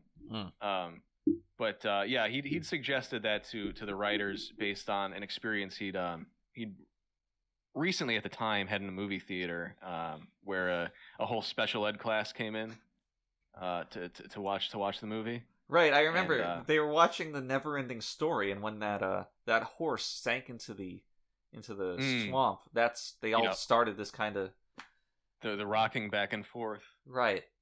And in particular the screaming. Now, I do remember from what he said, the screaming would eventually stop, but they wouldn't stop rocking back and forth until they had to leave after that. Nowadays, we know that's stimming, but we didn't have such an advanced vocabulary at the time. Now, right. Do you remember the prank that the actors played, the ones who were playing these kids? Oh, what happened? I guess you must have been in the bathroom at that time, but when we were first filming the scene, they all decided to harmonize perfectly with their wails. And it got to the point where it shattered some of the glass on set. Oh, wow. Yeah. That's dedication. Right. So we had to That's like a skill. It is. We might have gotten them from an a cappella group. I'm not sure, but or an archipelago, really. But they we had to tell them to be more dissonant, like actual retards, who, as we all know, are tone deaf. Yeah. And that's what we got in the final cut. So if it's abrasive to your ears, just know that's by design. If this was just, I don't know, 10 years later, we could have had an entire a cappella thing, So Need a Cute Girl.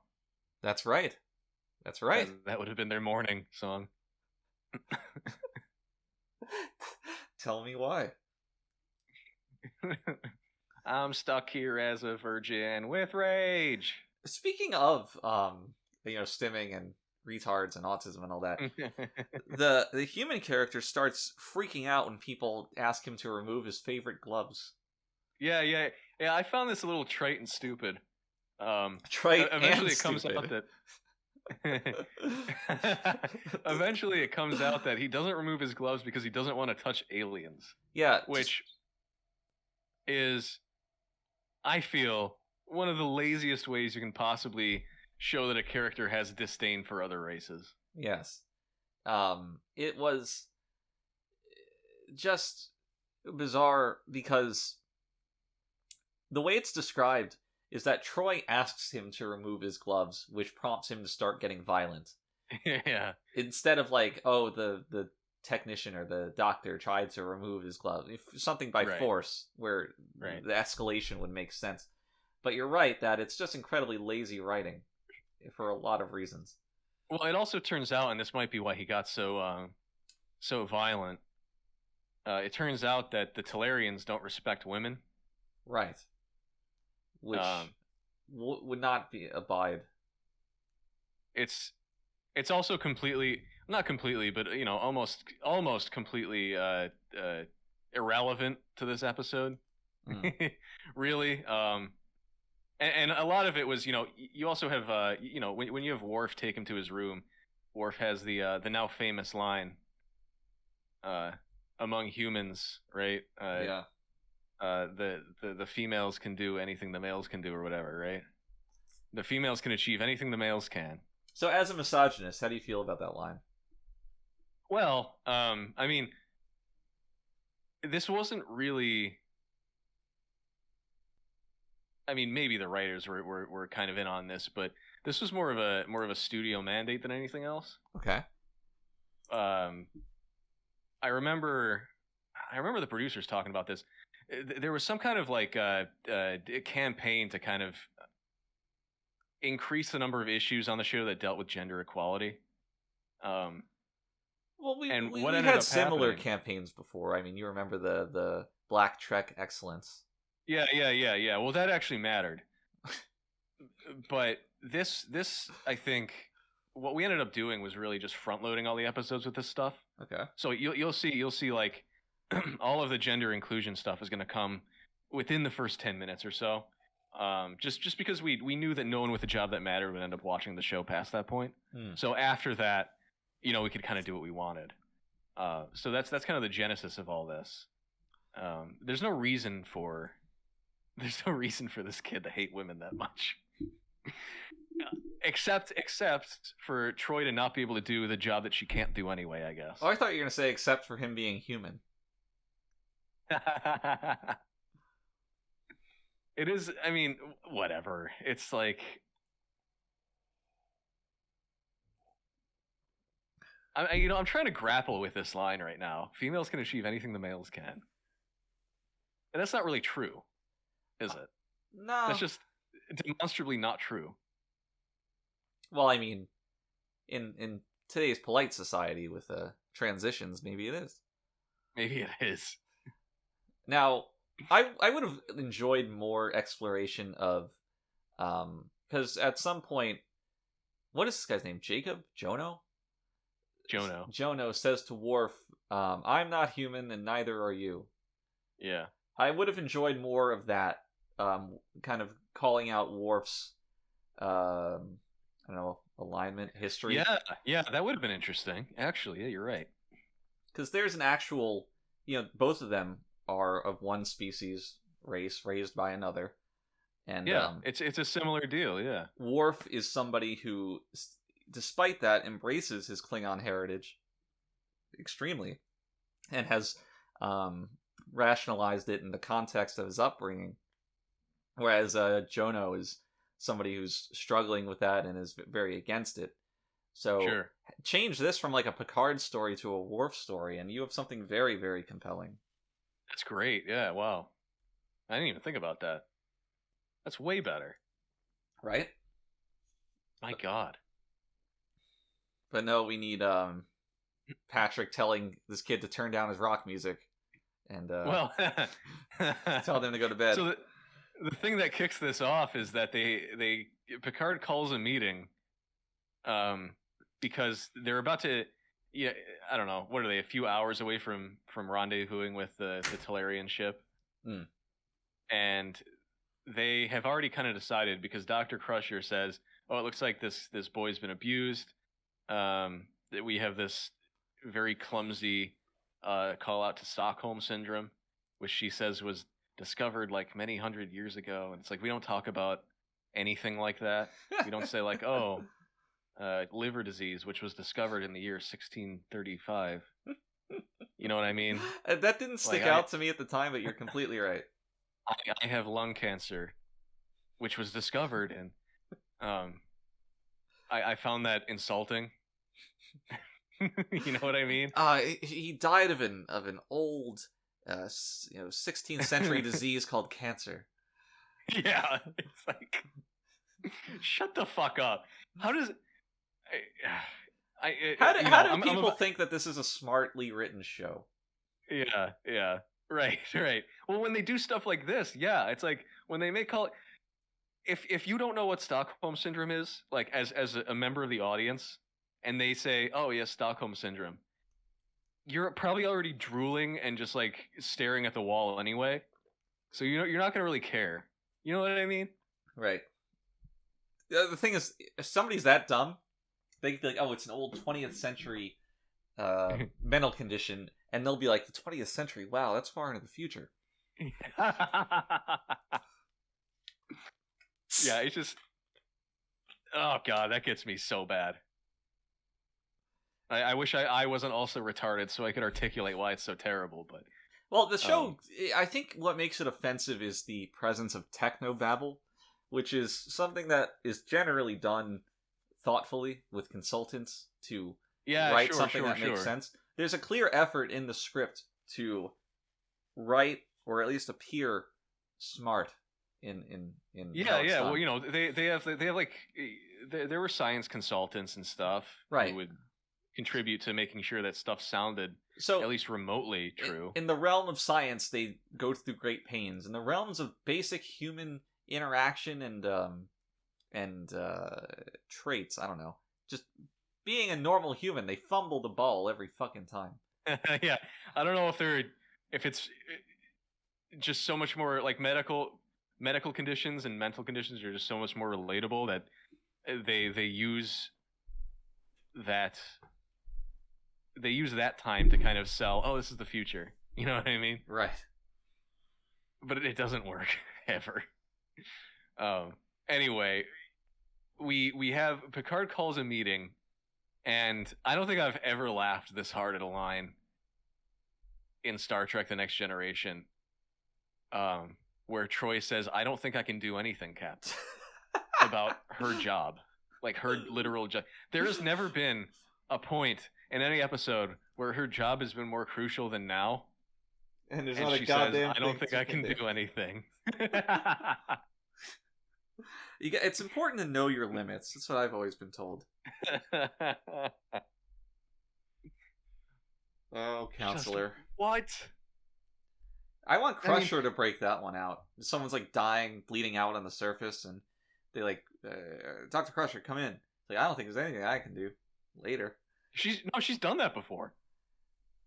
Well then, what is this about? she's done that before. These women and their general incompetence? I don't know. I was told that they can achieve anything males can.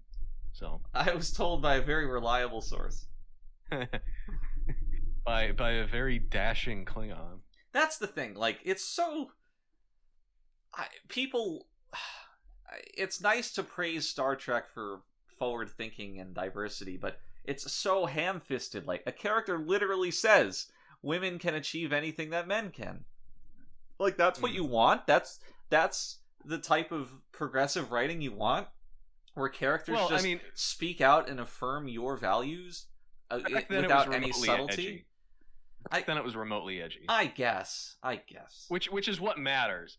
I mean, it really doesn't bother me because it was I'm not going to say counterculture, but it was still fairly edgy for you know, this guy from like a warrior race to be like, yeah, you know, I do respect women that, you know, are ranked higher than me. You know what I mean? And it's like, well, you know, I guess you should if we're going to have like a society where both the sexes are working, you know, in the same fields. I mean, you can't just relegate one to a slave class. You know what I mean? The issue with New Trek is that it's literally just, and we've probably talked about this ad nauseum. I don't know if we've done it on mic or off, but you have Picard basically just going back to like the BLM riots and being like, "This is terrible." You know what I mean? The thing is, though, I mean, I guess in the latter case, it's not edgy in any way. It is just literally affirming. It's preaching. It's preaching. Right. It's to the choir, so to speak. Because yes. Yeah. The target audience are people who agree with it, whereas Trek TNG on primetime television in the 80s was probably watched by a lot of people who didn't necessarily hold that view. So, and you know, it probably changed a lot of people's minds too on certain things because the issues it presents are mostly allegorical. Right. You know, so when someone who holds a certain political opinion watches it and they're like, "Hey, you know what? That's not right. You know, why'd they do that to this person or this race?" And then they think, "Oh, wait a minute. That's kind of what's happening now." I'm sure it changed a decent amount of minds on certain topics. And that's how you do it.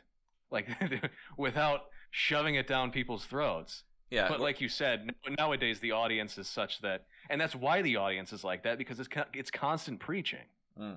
Yeah, when you have Picard literally entering the same issue that we have today in real life, people dealing with ice.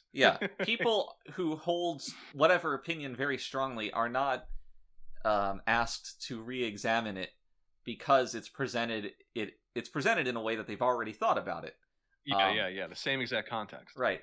Turning it into an allegory kind of lets it infiltrate the mind of somebody who is otherwise set in their ways and and then it challenges them once they've let that guard down and now are confronted with it.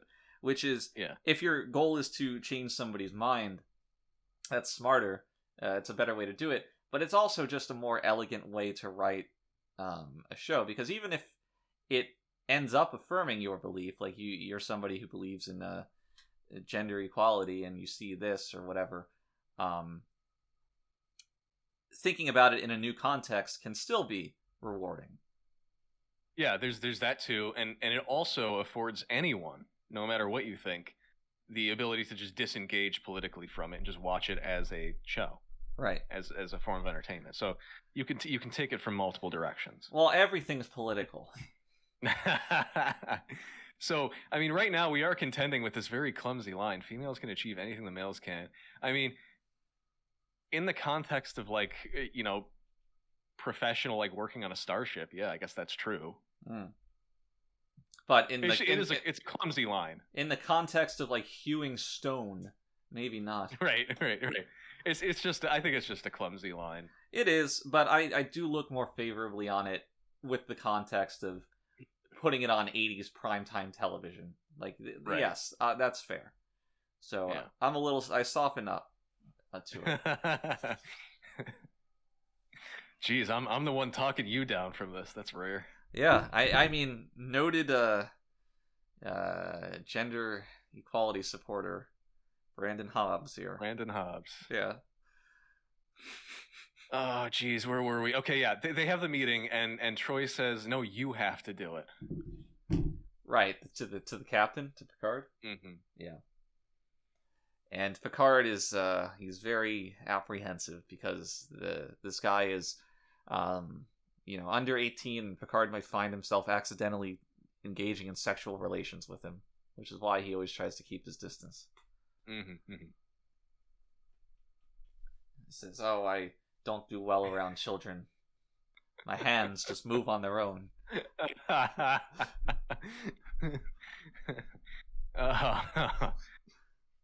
He goes and talks to him, right? And I guess he's the only one. I don't know. He's the only one that Jono responds to. Right. It's established that their culture, Talarian culture, has a very clear respect for the chain of command. And once he hears Picard referred to as the captain, he defers to him immediately. Mm-hmm. Which is nice, I guess. I mean, I guess it makes sense, but to me, well, when going back to that scene with Worf, because we're gonna be stuck here for 20 minutes, the scene kind of ends when what's his face, Jono, Jabba is confronted with the fact that the woman is the head of the chain of command. She's an admiral, and it's not really resolved what his opinion is on that. Oh, his grandmother. Right. The admiral sends a message, and it's his grandmother, and she's just kind of reaching out to him as a Connaught Rosa. Don't do that. Connaught. But the clear implication is, well, what does he do? Does he disrespect her and not follow orders because she's a woman, or does he defer to the chain of command that he clearly has respect for because she's an admiral?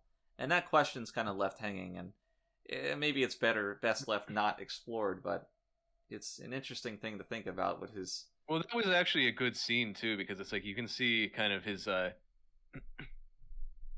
emotional conflict where, I mean, his grandmother's an admiral, whereas the guy he idolizes is just a captain. Right. Picard also is just a captain. So, yeah, so really, I mean, his bloodline, his real bloodline is actually a higher status than his adoptive father. Well, if he's just a climbing the corporate ladder kind of guy, then the choice is clear. Well, but for a race that really values this kind of stuff, it's kind of a big deal. Yeah, so. Definitely. Not a lot of attention is paid to that, but it is the unspoken implication. Yeah. Which I guess is what an implication is.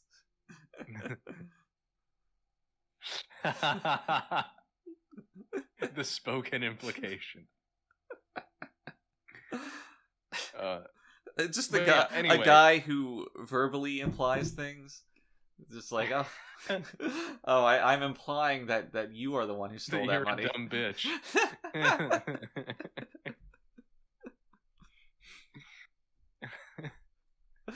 Oh boy. Yeah, a guy who can't imply. Like if there are any implications, he has to state them. Guy who speaks like a green text. He's basically like a protocol droid for autists.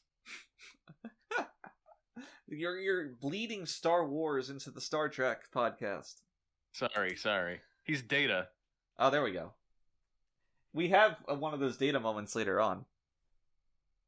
We do. But we want to go a little linear here, because if we don't, then we're gonna finish this in 5 minutes. Are you implying that not much happens? I know that's what we want to do, but this is ostensibly a Star Trek podcast. Can we talk about the Family Feud for another hour? So Picard goes and visits Jono for the first time in his quarters. He tells them to stop screaming like an autist. Yeah, Picard's not very tolerant of other cultures here. No, not at all, which is bizarre. Right. He's like, "Shut the fuck up! I don't want to hear any of that garbage." It's like, oh, dude, holy shit. I mean, that's the whole crux of the episode, is that everybody acts out of character, doesn't respect this person, their wants, their culture, or anything, and then right. the arc is that they learn how to be themselves from... Again. Yeah. You're right. God, this episode actually kind of sucks. You're right. It does. And he doesn't really make any headway. That's when he calls Troy into his ready room. They have the conversation. Oh, I'm not very good with children. There's no fish in the tank. It's just bad on all fronts. He takes Jono to his... Jono says, "I've always lived with my captain." And Picard seems to take the implication...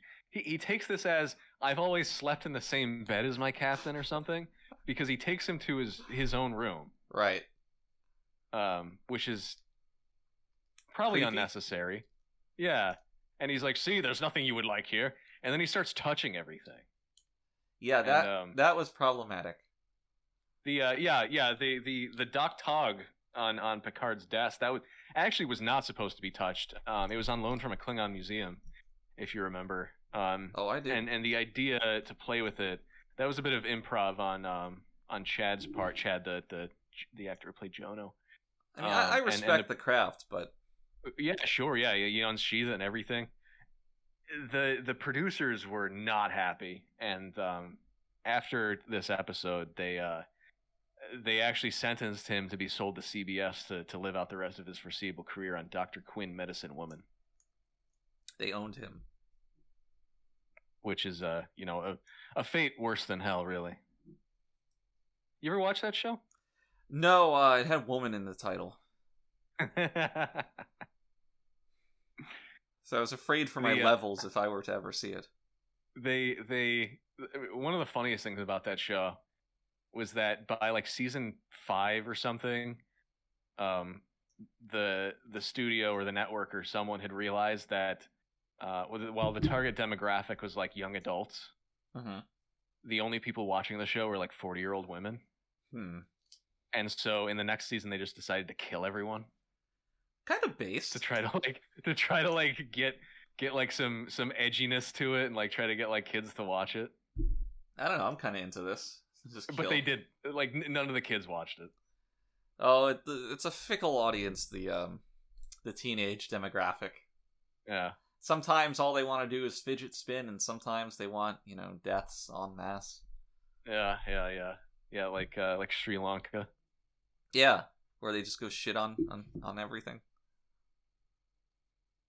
Sometimes they floss. Sometimes they call for genocide. You ever white genocide? Think why there's no H in the Shri of Sri Lanka? Well, that would kind of beg the question across the names of multiple countries, wouldn't it? Go on. Well, like Yeah, you got nothing. You got nothing. There's something. There's something. There's got to be something. Quick aside, I've been morbidly fascinated with Morbidly obese. I've been morbidly obese. But yeah, go ahead. With the Animaniacs Countries of the World song. Okay. I watched it like a few times over the past week, and I don't know why, but I find it fascinating. I'm on a morbid scale. Have you ever heard this? A long time ago, yeah, but I don't remember it. It's just a pretty good vocal performance from the guy. I don't know his name, but it's good. And then I saw the the weirdest thing you've ever told me. Then I saw the saddest thing in the world. There was another video of him just sitting on a stool in like a coffee shop or a cafe or something, and he's doing like a fan QA or meet and greet, and somebody had asked him to sing the song, and this is like decades after the show had been taped, recorded, aired, and he's there. He's in this small cafe surrounded by a bunch of like old, aging fans, and he sings the entire song. He knows it verbatim. His performance, like his legacy. Yeah, his performance is still crisp, as if he's been practicing this. And the fans, like the rotund, balding group before him, start clapping along, but they're like clapping out of time, and they can't really. I think the tempo speeds up at some point, and they just really struggle with that. And it's just the saddest sight. And again, the framing of the video is just him in the center of the frame on a stool with like very small in the frame, so you just see emptiness around this man, and it's just sad. It's sad. I don't know if there's a much sadder phrase than Animaniacs fan. Yeah. I don't have much of a recollection of that show other than that it existed. I mean, it was funny. It was edgy. I guess, but not edgy enough. But it didn't have much of an identity short of being edgy. Like, it's not like the other cartoons. And that was really it. Well, it was no Ren and Stimpy either. You know what I mean? That had more of a vision, I believe. Yeah. Like every episode felt like it was drawn by the same hand. Not the literal drawings, but the conceit of it. And Animaniacs just was too off the wall to really feel like it had a vision, which it didn't. It was like Looney Tunes meets social commentary, but they both kind of diluted each other. Right. Sometimes, you have something that has meaning to it, and then other times it literally is just a song about the countries of the world. Or the state capitals or whatever. And there's just no bite to any of that, except you throw in Pepper's little flakes of something meaningful in the other 40% of that episode. And it's like, well, what am I here for? This is just a show for children with nothing really inviting more to it, which is fine. Yeah, they should have done like a Wonder Chosen thing where they make racist remarks throughout the song. Well, they want us. If they want the us audience, then yes. But it's that's all well and good until again you revisit the concept of the 35-year-old Animaniacs fan. He's like, oh boy, the guy who played Yakko is gonna be at my local coffee shop. I gotta go see this. Maybe he'll sing the song. What the fuck? Unreal. Like, I think this really became a problem in the 80s. Like, that was where it started. Because that's where you get, like, the people who, like, into adulthood were obsessed with, like, He-Man, like Master of the Universe. Yeah. Like Thundercats. Which, it's strange to me that this started so early, when the idea of accepting these people and their interests blossomed much later. Way later. Yeah, it's like now it's don't don't bully other people. I put away childish things like caring what others think about me. Right. That's why I wear a big diaper and poop myself in the middle of Starbucks. Right. It's just in the 80s, those people came of age despite all the hatred thrown at them.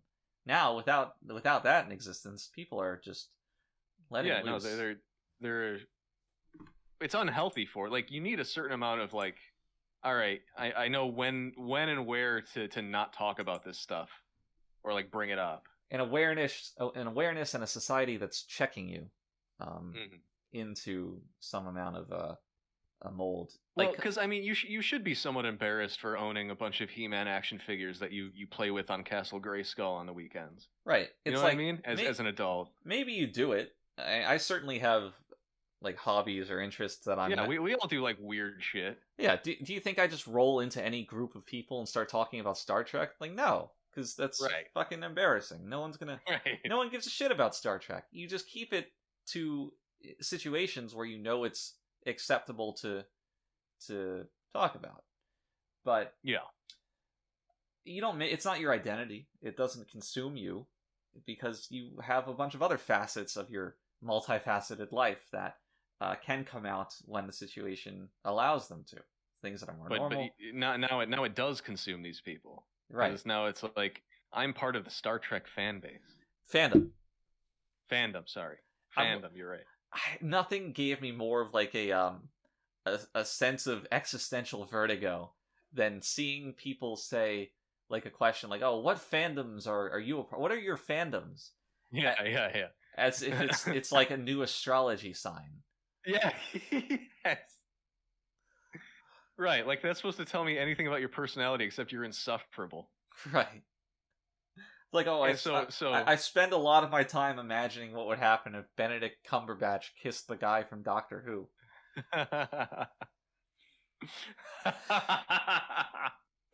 So now it's like, now fandoms are basically, well, not only are they substitutes for personalities, they're people who view these franchises as living, breathing worlds independent of the people who create them, basically, or anything else, really. And so any amount of criticism you levy at the new installments of them, particularly Star Trek we're talking about here, are met with just fierce autistic rage. Right. It's because you're not a true fan if you don't just blindly eat it up. It's literally Patrick Stewart. How do you not like it? It's right. The guy. Yeah, he's there. He's on screen. You should clap. Because what I really liked about TNG was not the performance that Patrick was capable of giving decades earlier in his life, but just seeing his face and his bone structure in a way that's unmistakably him. Oh, God.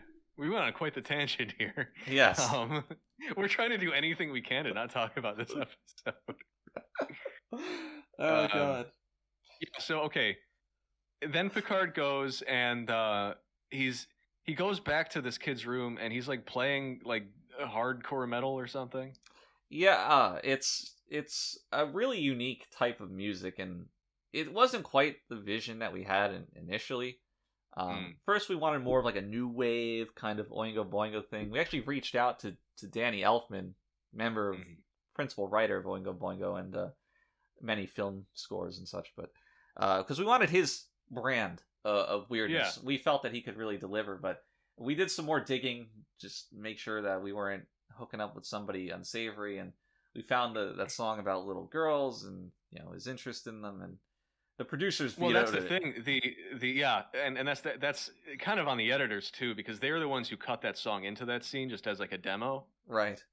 And where Picard walks in and it's like, I love little girls, and they were just kind of jealous for how upfront he was able to be, and they were like, we don't want to work with this guy. It's you keep it on the DL. That was the rule in Hollywood at the time. Nowadays, you might call them seething roasties. Indeed. But we didn't have access to that lingo. No. Lingo bingo. No, instead we referred to them as average women.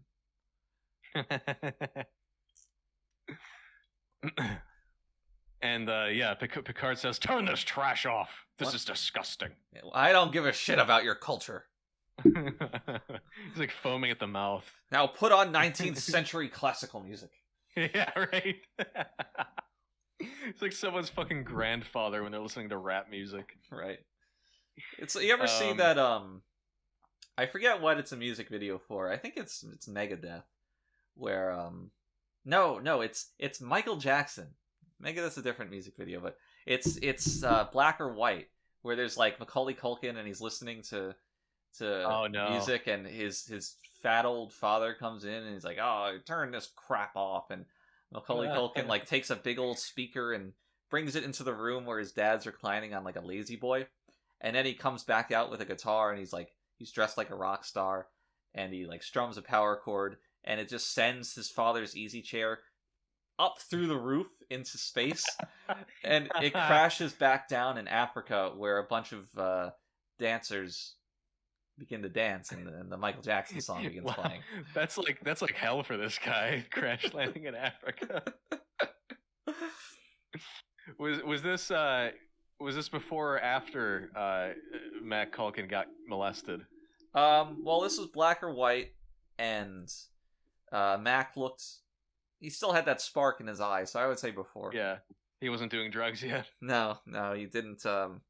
He didn't do whatever he did to stagnate his appearance to where he looks like a 40-year-old abortion. I think about this guy. He impregnated Brenda Song. I can't. It's not fair. Now, is it not fair because you wanted to impregnate Brenda Song, or because you wanted to carry Mac's child? Well, I'll leave that up to the audience's imagination.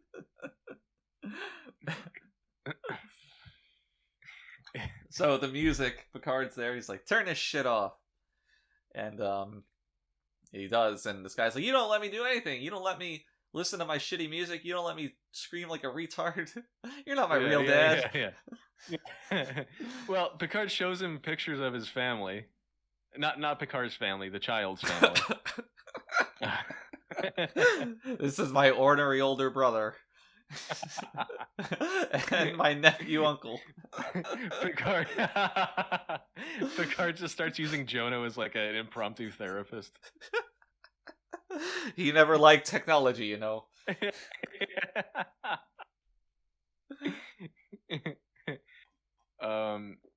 Yeah, that happens, and Picard leaves because he has to go to the bridge. Because the ship is approaching? Because the ship's coming. Yeah, and Jono is ordered to stay there, and he looks at the picture and starts having flashbacks, I guess. Nom. Yeah. Yeah. Very kind of just stupid little flashbacks. Yeah. All of a sudden. It's weird because it's not... I don't really buy that he would have that kind of PTSD, where it's hallucination and flashback, rather than more just an unpleasant memory. Yeah, sure. Because it is. Well, I don't know. He's depicted as clutching his head, and as the sound. That's extreme. Yeah. Yeah.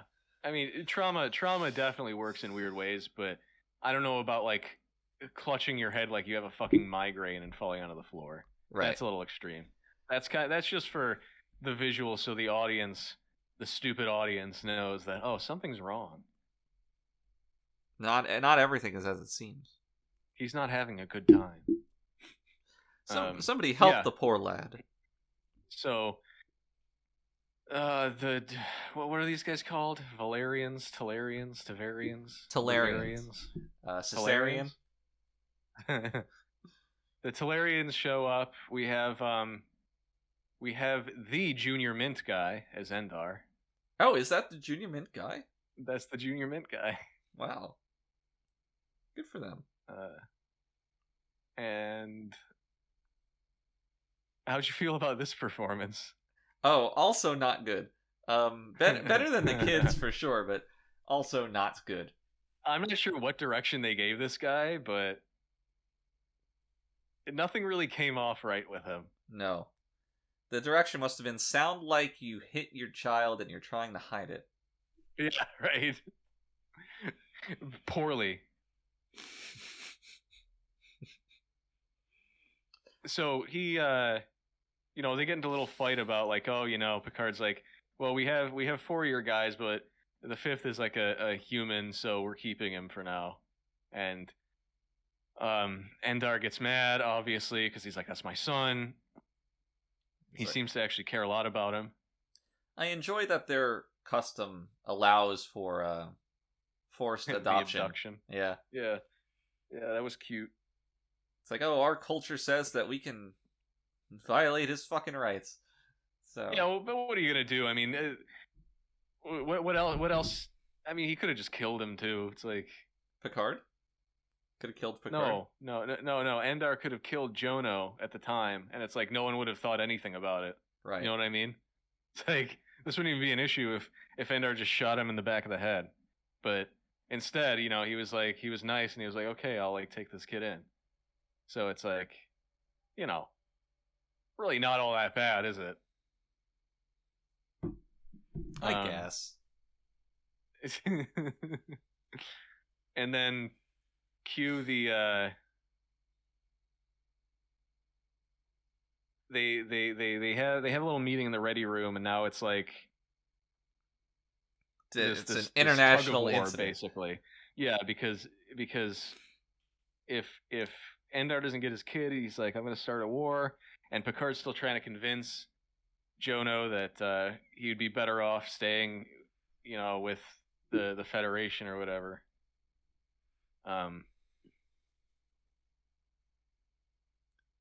He arranges a meeting. He arranges a meeting for Endar to see Jono. A supervised meeting. Yeah. He and Picard, he and Troy and Crusher have a little pre-meeting that really amounts to nothing. Because Picard's just like, well, I'm going to do it anyway. And this could be a very fragile time for him. Well, I don't give a shit. Yeah. And so the two of them, the two aliens, I guess one alien, one human, they seem to have like a sincere bond, father son. Yeah. It's a nice little moment, ostensibly, and except for Sherman Howard's acting, yeah, which still makes him seem duplicitous. Oh God! But I enjoyed where they're like, okay, we need these aliens to show their affection, but it can't be anything that humans do because that's not aliens. So what do? Well, they touch the forehead of one another. And It's like, well, that's not really all that alien. They should have just tongue kissed. I mean, that's pretty alien. Tongue kissing your dad. And then at the end, he could have tongue kissed Picard. Or just, a little tame for TV. So how about some butterfly kisses with the eyelash? They, even better, they open their eyes wide and like touch their eyes to each other. Eskimos are pretty alien. Could be an Eskimo kiss. Could be an Eskimo kiss. All right, what happens after that? Endar goes back to his ship, and we're still in the middle of this little tug of war. Picard brings Jono back to his Ready Room, I guess, or whatever, and Jono starts freaking out. He's like, "Oh, you don't let me do anything. I can't like get rid of my stress or whatever." Right. I need to wail. I need to listen to Oingo Boingo. Yeah. And Picard says, "Let me show you what I do when I feel these feelings." Right. I don't give a shit about what you do. Let me show you what I do. Right. Let me show you what I do. Fuck your gay culture. This is what a real human does. You need to play space racquetball. Well, you think he's gonna go show him something like actually cool.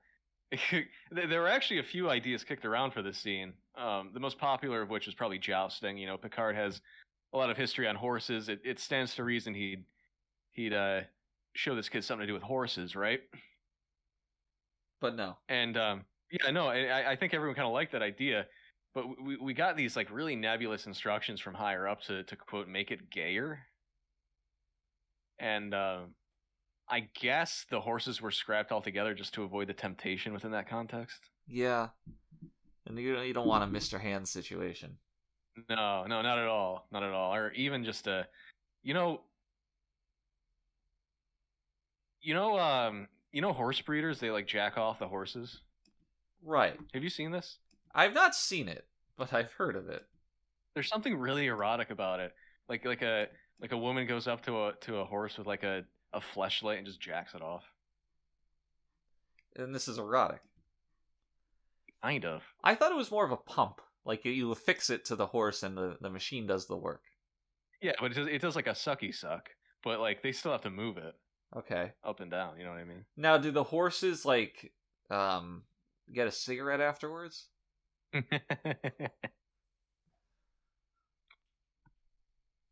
They got some big big cocks. Those horses. Yeah, they're hung like horses. I forget what I was watching. It wasn't Tim and Eric, but it was like Tim and Eric, and the whole skit was a ranch where all the horses they've been bred to have very small penises, so that men could take like their wives there, and their wife would be like, "Wow, that's smaller than yours. You're bigger than a horse." That's inspired. That's really good. Was it you that I was listening to the gay sex songs with? You remember that? There's like a guy who would do like weird experimental like gay sex songs about living on a ranch. Yes. Yeah. Grant something, I believe, but Ram Yeah. Ranch. Ram Right. Ranch. Yeah. Oh man, that was something else. Like 12 hung dudes in the showers at Ram Ranch. I'm gonna go back and listen to that after this. Yeah, it's wild. It's like Justin RPG meets Dragon Force. Dragon Force. Well, because all the music is like really hard metal.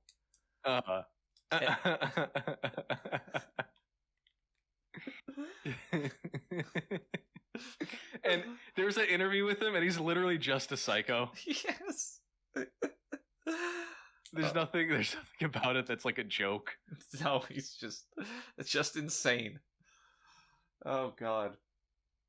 I didn't think we'd Just talk RPG about and just insane. We didn't think we'd talk about Ram Ranch today.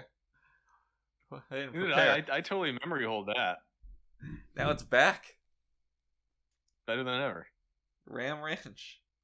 Yeah, so Jono kicks Picard's ass at Space Racquetball, I guess. I don't know. Right. I want to point out about that this brand of space racquetball is a recurring concept in Deep Space Nine. Oh, great. Of course it is. Bashir and O'Brien's friendship was founded on a a series of racquetball games that they played at Clark's, where Clark let people bet on it. Mm-hmm. And then when I think Clark wanted one of them to throw the game, and they both said that was bullshit, and then they bonded. But They it's docked. Yeah, they docked. But it's strange because Bashir is like genetically modified to be a superhuman, and that calls the fairness of the equation into play. But But O'Brien also doesn't look like the kind of guy who would exercise at all. well, that's what's kind of cute about it, is that O'Brien's like, oh yeah, back in the day, I was a very hot racquetball player, and he shows up and he's got like an oversized T-shirt and basketball shorts and autism shoes, and then Bashir shows up and he was like a pro or semi-pro, and he shows up in like the spandex outfit with like all the gear, Mm-hmm. and O'Brien just gets his ass kicked. It's pretty funny. I enjoyed it. That's cute. Everything about the O'Brien-Bashir friendship in Deep Space Nine is incredibly endearing. Do you think there's erotic fan art of them? Oh, time to check. What would you call it? What's the pairing? I'm just gonna be more descriptive. O'Brien, Bashir, gay sex images. Alright, gay sex fan art. I'm surprisingly not getting anything. All right, hold on. Maybe you're better at finding this stuff than I am. All right, there is fan art of Bashir in bed with what is his name? The Cardassian. It starts with a G, maybe? I don't know. There's some guy, some alien. Garrick. There we go.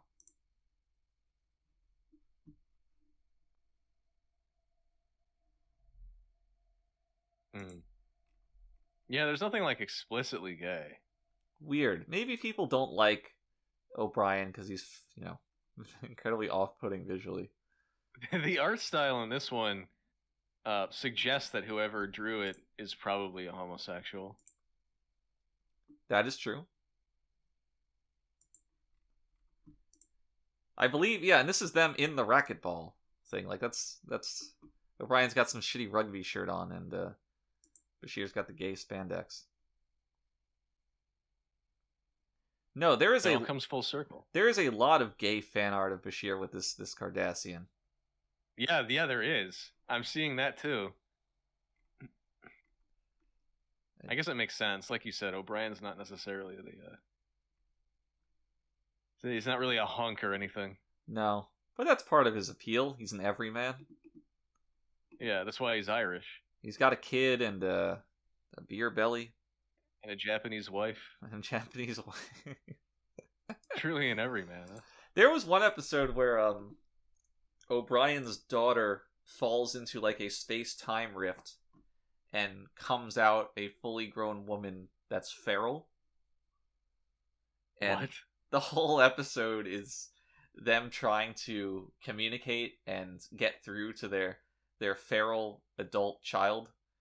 Does she come out hot? Kinda. We have different standards for Asian women, I guess. We do. As long as, if she's Asian, then your answer is yes. But that's not true. But anyway, she falls back into the space-time rift at the end and comes back out again as a child. So nothing. A grandmother. A feral granny. What happens is that she falls into the rift and pops out before the child pops out. So she went even further back into the past. And then the child version comes out, and as an adult, she's able to help the child back into the rift slightly in the future of the present. And that's how they get their kid back. Molly O'Brien. I had someone fairly recently, like an acquaintance, telling me that like I gave off the vibe that my type is Asian women. Well, yeah. Isn't that like insulting? Can it be insulting? It is, isn't it? If it's true, it is. It's not true though. It's not really like a type though. Is it? All right, let's have a come to Jesus moment here. Let's have a come on Jesus moment. I need you to come on Jesus's back so we can affix the sheet to him like a cape. Superman that hoe. Yeah. No, I love all races of women. Okay, honey. I was just asking in general. It is an insult. That is certainly an insult. You look like you particularly enjoy Asian women is an insult. Right. It's the whole like neck beard aesthetic, right? Right. It's like, oh, you look like you moderate a subreddit. Like you look like you'd settle for a Southeast Asian 5. What's that? It's that that comic of like the subpar white guy with the Asian caricature woman. Like... yeah, with the big teeth. Yeah. Oh man, I love that. That's so funny to me. But it's funny to you because you're subconsciously trying to cover up your own preference for Asian women. Ah, is that it? That's it. I've psychoanalyzed you. No, it's because we both know white guys who like we do who have girlfriends who look like exactly like that. And further to the point, they're very proud of their Asian girlfriend. Right. Yeah. And it's like, oh wow. Oh god.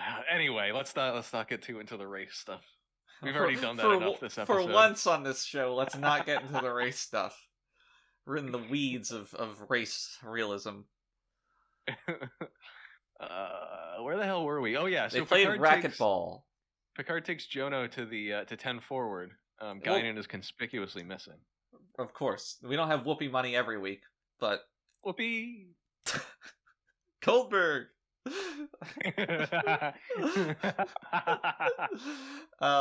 Prior to this, at the end of the racquetball scene, Jono did break down emotionally. Yes, you're right. Which was a breakthrough, but now he's off cavorting with Wesley Crusher and just splooging all over the young lad. Yeah. Wesley introduces him to a banana split. The greatest thing in the universe. With Riker. Riker's there, Data's there. Picard and Jono sit down. Yeah. Wesley introduces the banana split as the greatest thing in the universe. It's probably the greatest thing in the universe.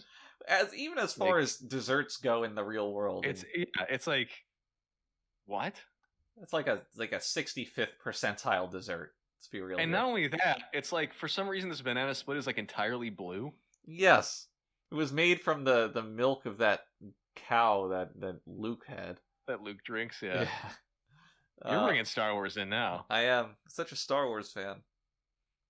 But Wesley tells Jono to try it, and he just spears it with his spoon or something, and just gets ice cream all over Wesley, everywhere, and all over his face. Of course, Will also had to be covered in ice cream for the shot to work, and Will quite enjoyed it. I talked to him afterwards, and he cited this scene as sparking his interest in the what was the quote, wet and messy. Mm-hmm. And I didn't really know what that meant, but I saw the look in Will's childish eyes, and I just did not want to know anymore. Yeah. The less we know about his proclivities, I think, the better. But I guess ice cream is both wet and messy if one was to get it on oneself. It's sticky, though, isn't it? It's the sugar that makes it sticky. Mm. Like, you ever dump soda pop on yourself? That's sticky. You ever dump carbonated water on yourself? It's not sticky at all. Well, yeah, I mean, in fact, carbonated water is great for cleaning stuff. Is that true? Yeah. Yeah, I'm pretty sure it's more effective to clean certain things than regular water is. Interesting. I'll remember that the next time I have a wet and messy situation of my own. Like, if I'm eating syrup in my waffles and it gets on the table. If you're drinking maple syrup. As Can I you often get decent maple syrup in Japan? Do you have to go to like an import store? I don't know. I know that if you ever go to like a cafe that serves waffles or pancakes, the syrup's pretty decent. As for home use, I've never tried to buy any. I would assume you'd have to go to like an import store and it's like $40 for a little bottle. What's that one import store that's fucking everywhere? I don't know the name, but I know what you're talking about. It's blue. It's got kind of like a darker color scheme. Yeah. On the inside. And it's like a fucking maze, because it's just shelves that are like curved, all lined up. It's terrible. It's like... Yeah. It's like a farmer's market version of a donkey. Mm-hmm. Yeah, and everything's expensive as hell. Yeah. Jesus. And there's like a whole wine section, but they don't sell any other alcohol. Right. They also always, for some reason, have taco shells, like hard taco shells. Yep. It's like... Who is eating these? It's like hard taco shells and nutmeg is the entirety of what they sell. $100 jar of Manuka honey. And then just like bottom of the barrel snacks that you could get at a ShopRite. You know, right, like, sure. Oh, sure. This is the only place I can get my Chips Ahoy. Yeah. Yeah. Well, Reese's, that's a big one. Oh god. You know, you love Reese's. I don't like peanut butter. Wow. Now, I don't have anything else to say about this, but Reese's Pieces.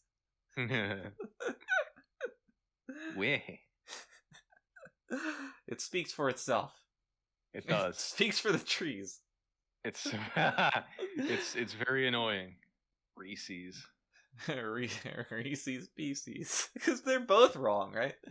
Yeah. Yeah, the humor is derived from the fact that everyone knows how to pronounce pieces, but these people are so hell bent on pronouncing Reese's as Reese's that they twist an actual word Do you ever to fit the rhyming convention.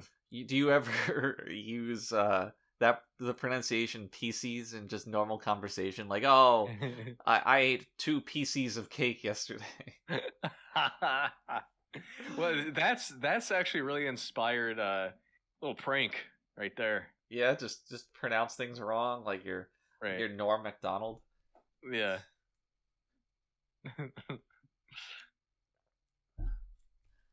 Anyway, I think this was the only scene the only scene with any length that that Franks and Chad were in together. which was for the better. Yeah, I just want to make note of that. Like, there is a reason for it, and it's mostly because Franks did not like Chad No. very much, and Which was unfair to Chad. It was unfair because I'm pretty sure it was solely because of Chad's name. And I remember before shooting his first scene, Frakes just got up and like started shouting, "I'm the only Chad on this ship." And after that, he'd only refer to Chad as Ponderosa. Nobody knew what he meant at the time either. Obviously, Yeah, it came out he later. had this little smirk on his face. Yeah. I've always wanted to wipe that smirk off of Frakes' face. Yeah. What Just wipe it right off. What I've always wanted to do is take all of the stories of Frakes on set, make up falsify some new ones, Mhm. and tell them to Frakes in a beyond belief fact or fiction style, and have him guess if that really happened or if we made it up.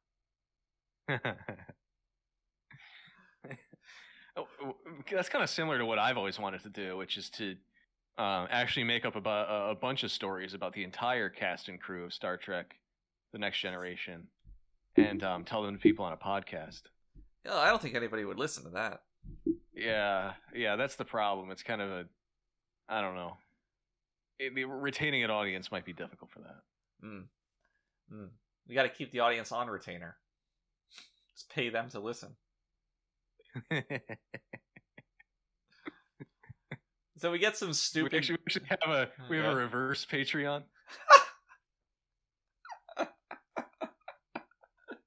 No, that's a bit. The reverse Patreon.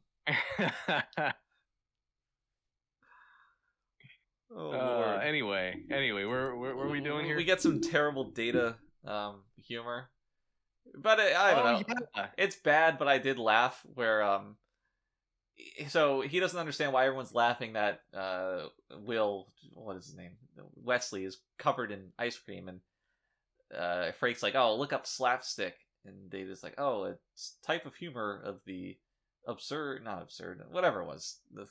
I think he described it as a farce, which isn't really what slapstick is. But he looks up slapstick, and what he finds is the entirety of the Next Generation Season 1's Data scenes. Then the show folded in onto itself. But yeah. So he explains what slapstick is, and Frank's like, "All right, so you get why we're laughing?"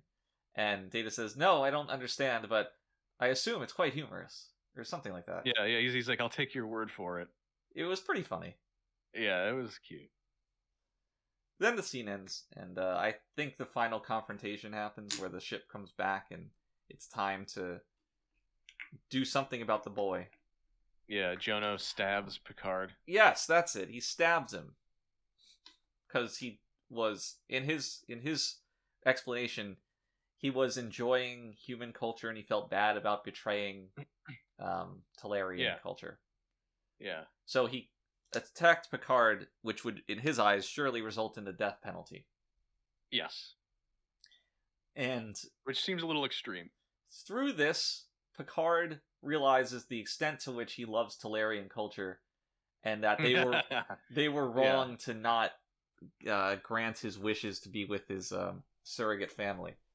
Picard just had to almost die to revert back to his original character. And throughout the entire episode, I was feeling I was against the crew. Like, I felt they were acting unreasonably. But at the end, I felt that when they had to change a heart, that they continued to act unreasonably. Because once Riker said, oh, he committed a crime, we need to take him back to be tried, that was the only time I felt that they were reasonable in detaining him. Yeah, sure. And then that's when they decide, well, the crime doesn't matter. We were kind of meanie heads. It's fine that you stabbed me. I'm back up. You can go home. Go to your father. Well, I mean, that is something Picard would do. I guess. If he thought he was morally wrong, he would be like, well, it's kind of my fault. It's my fault you stabbed me. What a cock. Victim blaming. It's my fault I was wearing a short skirt. You see... Well, you know what? Actually, that's true. Picard had an abusive household growing up. That's why he became such a people pleaser. Right. You ever see this? You ever see people, like, clinging to pop psychology anecdotes? Yeah, all the as time, if they're meaningful. Right. I don't know why it sticks in my craw so much, but it really pisses me off. Do you have any other examples? I'm curious. Yes. This was... You were so excited to talk about this? There was a very popular post on the website Reddit that said, enjoying dark humor is correlated positively with intelligence. And oh no. Everybody just comes out of the woodwork to be like, I've always liked dark humor. I guess it makes sense. My favorite pop psych correlation with intelligence is not having friends. That's a good one. That's really good. I fucking love that. I got another one. The idea that, like, people who are gifted or special children burn out and become lazy, and now they're smart but lazy adults. And it's like, how about the fact that the standards for a gifted child were just incredibly low, and you were never really all that special to begin with, and that the gifted children who did do something with their lives are the actual smart ones. Right, sure. But people like, oh, I was in the accelerated class in 6th grade. Now I'm just a lazy adult, and like, man, society. Yeah. I'm sure you would have been doing a lot better if you were in the fucking retard class. Ooh, yeah. I was in the retard class, so now I'm a multi-millionaire. It's like, I had to learn to work hard. 6th grade really just defined my life. I mean, it is true. The bar is so low in public schools. I mean, you look at like the non, like in a public school, you look at the non-advanced classes, and it's like this is daycare. You're not even doing any work. So it's like, you can't tell me that like you would be better off having been through that. Well, I don't think that's it. It's more of that they had this label hoisted upon them when really it was meaningless. But now they're using it as an identifier in their adult lives. Like, oh, I was a special child, gifted child. Now I'm a lazy adult, and the school system or society failed me in some way. When it's like, no, well, I think a lot of it. You were never primed for success to begin with. You're just a lazy person. Right, yeah. I think a lot of it comes from, and I think they're articulating it wrong, I think a lot of it comes from in early schooling, there's a certain number of kids, and it's not rare by any stretch, but there's a certain number of kids who really just get to coast by on doing nothing because they just retain information well. And they get congratulated for it. You know what I mean? Right. And that's not retaining information is not intelligence. No, right, exactly. So I think there's an element of like just them articulating it terribly, but also by the time you get to high school, you should probably have realized this. You know? It's people without the ability to synthesize, right? You can replicate, but you can't make anything new. You can't form a thought, which is why. So it's like by high school, that should be the point where you do poorly on something. Like, let's say, I don't know, like a physics class. and then you realize, oh, wait a minute. But what they do is they just decide, oh, I'm not good at this, so I'm not going to try. You know what I mean? Right. Because they've never really tried for anything. Exactly. They just retained information naturally well. So it's like, that's not really anyone's fault per se. Maybe your parents should have kicked your ass a little bit in that regard, but it's like, hey, it's kind of something you're supposed to learn. But of course, without the ability to, again, synthesize information, have any kind of introspection on your own flaws, you carry this veritable cross into your adult life, and you're like, man, what went wrong? I was a gifted kid. I'm still a gifted kid. Well, now you can pivot into memorizing random facts about your favorite media franchise, right? And or arguing on forums about it with people who don't autistically become like a walking encyclopedia. Just the worst. I hate people, but it's so often you see like these psychological pop psych headlines trumpeted about, and it's like, oh, this is a fact now. Right. And any way I tangentially relate to this means that I too am of this gifted smart group. And it is always about making people feel better about themselves. Right. Well, and I think we talked about this last week, but it's another element, it's another facet of like people who talk about things and not spend more time talking without doing. Yes.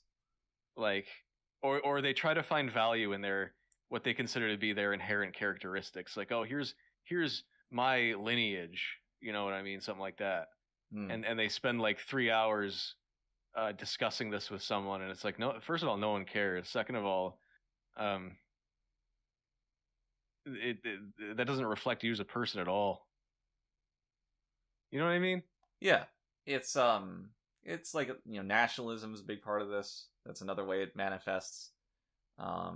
Sports preferences. Yeah, sports are big. Yeah. The whole fandom thing, that's basically identical to this, right? It's not me, it's the things that I like that define me. And people just don't have real personalities, by and large. They're the NPCs, not us. Yeah, not me. I read this article that said that people who make podcasts, making a podcast is a positive correlation with being a special little boy. So take that, the rest of the world. That's right. We're intelligent and have giant dicks.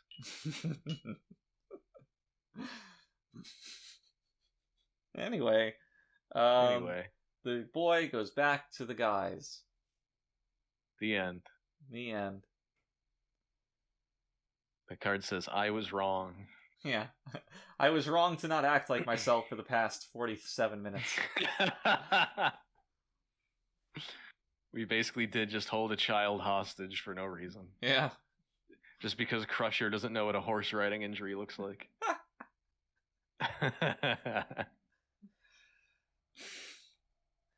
Everyone makes mistakes. I enjoyed some of the language the aliens used. The phrase that sticks in my mind is the kid going, I always win at the games. It's just like, you evolved space travel, but you still talk like your name is Grok. Or like an English second language like transplant from China. Right. Oh boy. I don't really have anything else to say about this episode, do you? No way, really? Yeah. I can't believe it. It's come and it's gone. It's like we're at the end. It just fucking stops. They give the Enterprise realizes that they were the villains of the story and just correct their actions. Nobody really learned anything because we started in negative space and now we're back to zero. Yes, exactly. Yeah. And like I said at the beginning, I love bottle episodes for what they force writers to do, and they didn't force the writer to do anything with this. No, they forced them to build a racquetball set.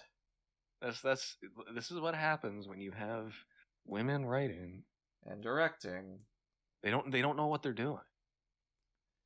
Do you remember when Catherine Bigelow won the Oscar? Mm-hmm. And they had to change the name of the category to Best Directress. Yeah, that was a big moment. Well, no one ever thought, Right. Now, I'm really looking forward to her biography, or her biopic, Catherine Bigelow, Male Gigolo.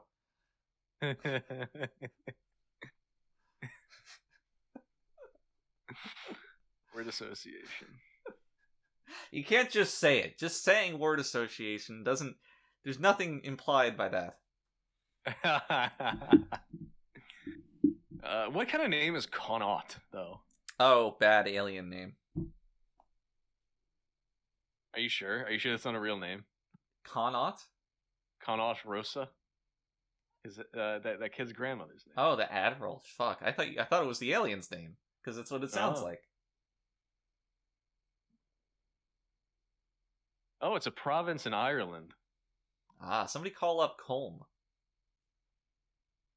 We've been running into a lot of Irish words recently, Yeah.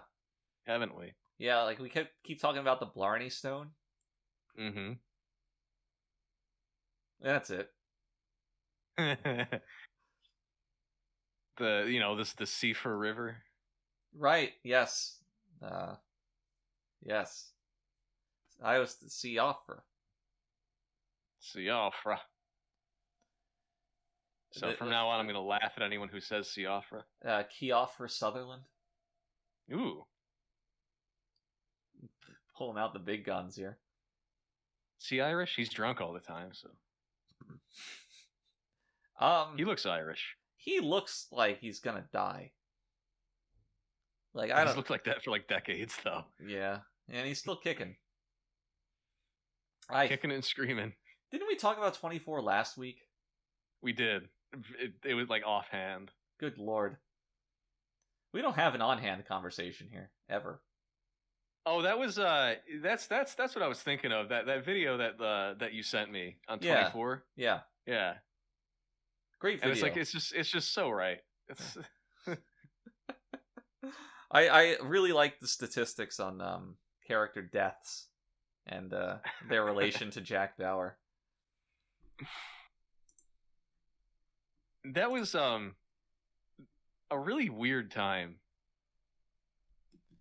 This like weird like in neocon. the culture. Yeah, like this almost like vaguely neocon bend to TV shows like that. Yeah, I mean the pendulum swings, and right now we're very far on the other end, but eventually more conservative lunacy will become in vogue once more. Well, the swing back is going to be genocide, basically. It's going to be a show about, killing certain people. The actual Squid Game. Yeah. It'll be like a battle royale type thing. Oh, I can't wait. That's where it's going to be like The Running Man with Richard Dawson. Yes, just like that. Do you know? Have you seen that movie? I haven't. No, I've been meaning to watch it, but. Well, the conceit of it is that like criminals are put into this death game on television. Yeah. Where they are the running man, and they have to get through an elongated course while they're hunted down by like mercenaries, who are all professional wrestlers and acting, and so they're like these big guys. But it's like a dystopia. It's a dystopian science fiction show. Yeah, sure. Movie. And Arnold's in it, and Richard Dawson. Mm-hmm. I remember it because there's a quote where Richard Dawson like announces over the PA, like, he's trying to catch Arnold. He's like, because Arnold's the one person who's ever had a shot of winning this show, and he's like, "It's time to stop running," and he's like, "But it's the running man. That's what he does." And then Arnold's like, "Truly, I am the running man." Basically, that and the robot shouting that he did not murder that guy, and I, Robot, are two lines from movie history that I will remember forever. iRobot sucked. It's so bad. That was Asimov, right? Yeah. Well, I don't know how much he had to do with the film, but none of his books have ever been like adapted well. No, not at all. And the gross amount of product placement in the Will Smith production just puts it over the edge. I remember that. I've told this story many times, but I'm gonna regale you with a scene from iRobot. So at the beginning of the film, a FedEx driver, who's a robot with the FedEx logo printed on him, comes and drops off a package at Will Smith's door, and he rings the bell and walks away. Will Smith opens the door. It's a nice little FedEx package there. Maybe it's got like the tagline written on it too. He brings it inside and sits it down, and he opens the package, and he takes out a Converse shoe, and he holds it up to the camera. You see the logo. Show the logo. And he says, Converse, vintage 2004. Well, whatever year the movie was made, where they put out a new line of shoes. And he puts it on, like, shows him tying the shoe, and he's like, oh my god. Feels great. And it's just embarrassing. Then, like, there's the cars are also branded. I think there's probably like a cola that's branded and shown. And there's just so much product placement in the film. It's insane. That's terrible. You want to know the most autistic thing I've ever thought about? What's that? Is like been close to buying is those Puma Sonic the Hedgehog shoes. Now those weren't the soap shoes, right? Or were they? No. These are product placement for the, or not product placement, but Tie-in? a tie-in with the new film. Okay. And they do look pretty cool. I would fucking love those soap shoes though. Aren't soap shoes like very heavy or unwieldy to just walk around in? I'm pretty sure they are, yeah. Very slippery. I found the good butter, no, good steak, good butter. Good butter, good steak. It's good butter, good steak. And they have this butter. They're using it like a gravy.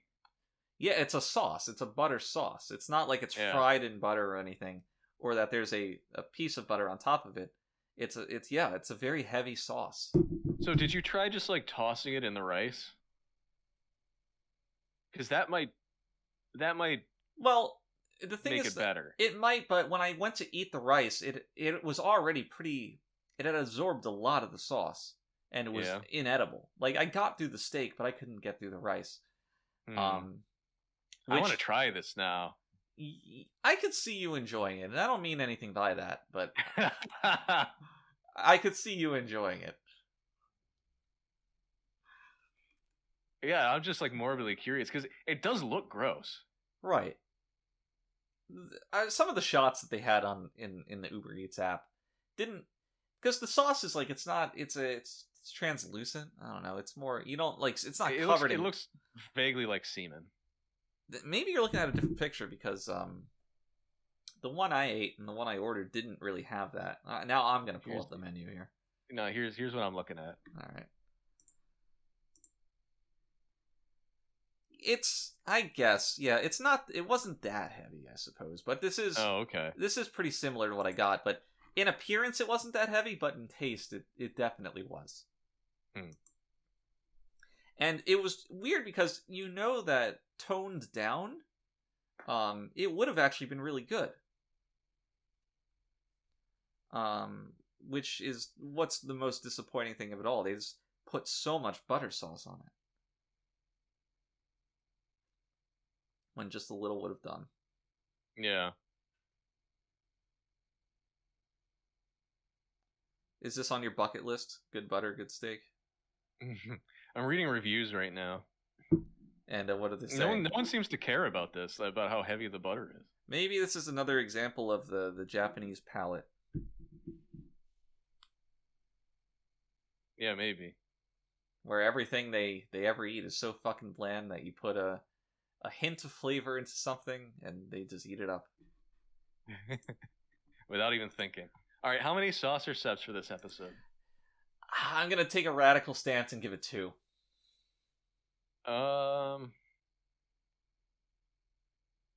Yeah, I think so. I was gonna give it 2.5, but I think having talked about it, I've realized it's even stupider than I thought.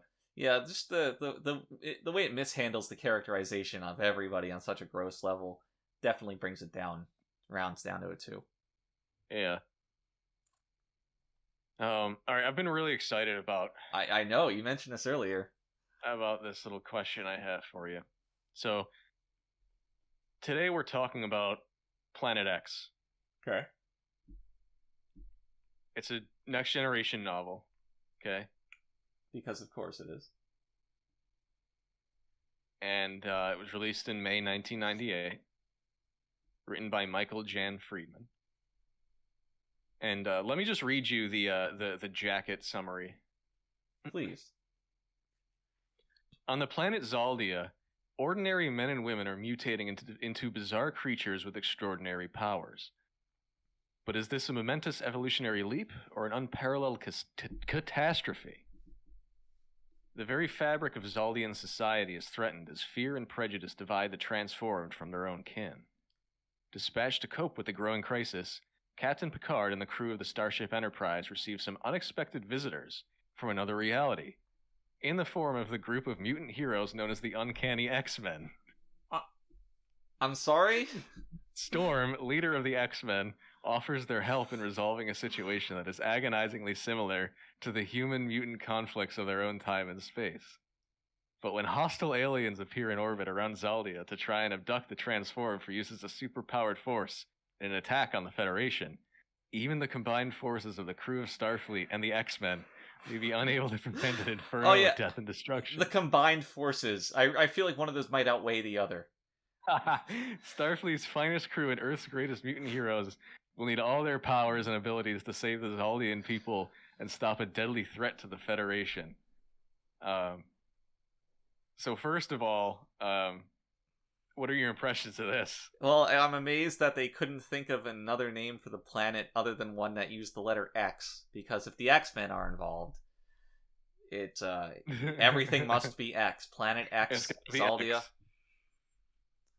I think this is one of the worst things. Now, is this a book or a comic book? It's a book. It's a novel. That's even more surprising. Mm-hmm. Now, there are comic books where like there's like an actual continuity where like the X-Men and like the TNG crew interact, and this includes comics and stuff like that, and they're all canon with each other. Jesus. Like, you know, Riker talking to Wolverine. You know what I mean? Like, oh god, it's like, okay, this guy can regenerate from any injury. This woman can conjure the weather. This guy shoots lasers out of his eyes. You got Wesley Crusher. Kind of smart. I'm probably gonna buy this book. Oh, fuck you. I'm so interested. But anyway, one of the funny things that I noticed in a Wikipedia summary of this was the novel, it says, hinted at an attraction between Jean-Luc Picard and whom? Oh no. Do you know the X-Men? I'm gonna try. I know Storm. I know Jubilee. I know Phoenix. What's her name? Gray. What is that woman's name? Phoenix. I don't know. Dark Phoenix. Jean Grey. Jean Grey. That's I said Grey. I was right. Yeah. Okay. For the for the maximum stupid answer, I'm gonna say that Jean and Jean had a romantic coupling. That is beautiful, but no, I'm afraid not. It was it was Storm. Really? Okay. Yeah. Sure. Whatever. And I will continue to quote. And made a forward-looking reference to the then uncast X-Men feature film by remarking on the uncanny resemblance between Picard and Xavier, as the two converse via the holodeck. So the resemblance was just that they're bald, right? Yes. That's all they had to go on? Yep. Yikes. So I really wanted you to know that this exists. Yeah, my life is better for knowing this. Thank you. Mm-hmm. Yeah, of course. Well, I can't say that I usually learn something of this amount of import on every one of our episodes, but this one is surely a red letter day. And I thank you sincerely for that. Yeah, of course. I may or may not have a series of questions taken from this book for you. So. Oh, at the very least, you're gonna have to read some interesting excerpts on the show, if not trivia. yeah, that might be a good bit. Yeah. Well, that's gonna do it for today's episode of the Readier Room.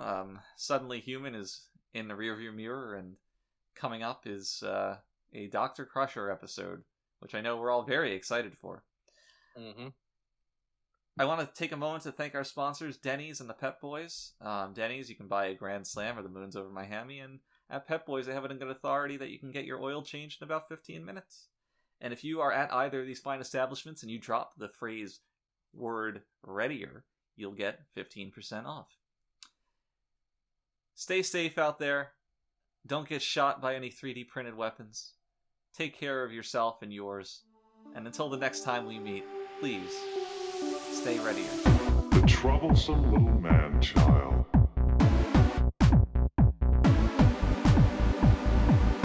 I stand before you defrocked, condemned to be a member of this lowest of species.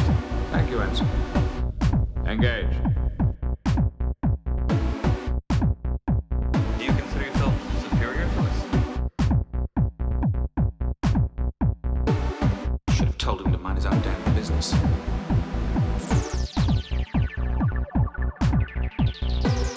But I stroked the beard thusly. Do I not appear more intellectual? Computer, freeze program. Have you never dreamed of climbing inside the bottle?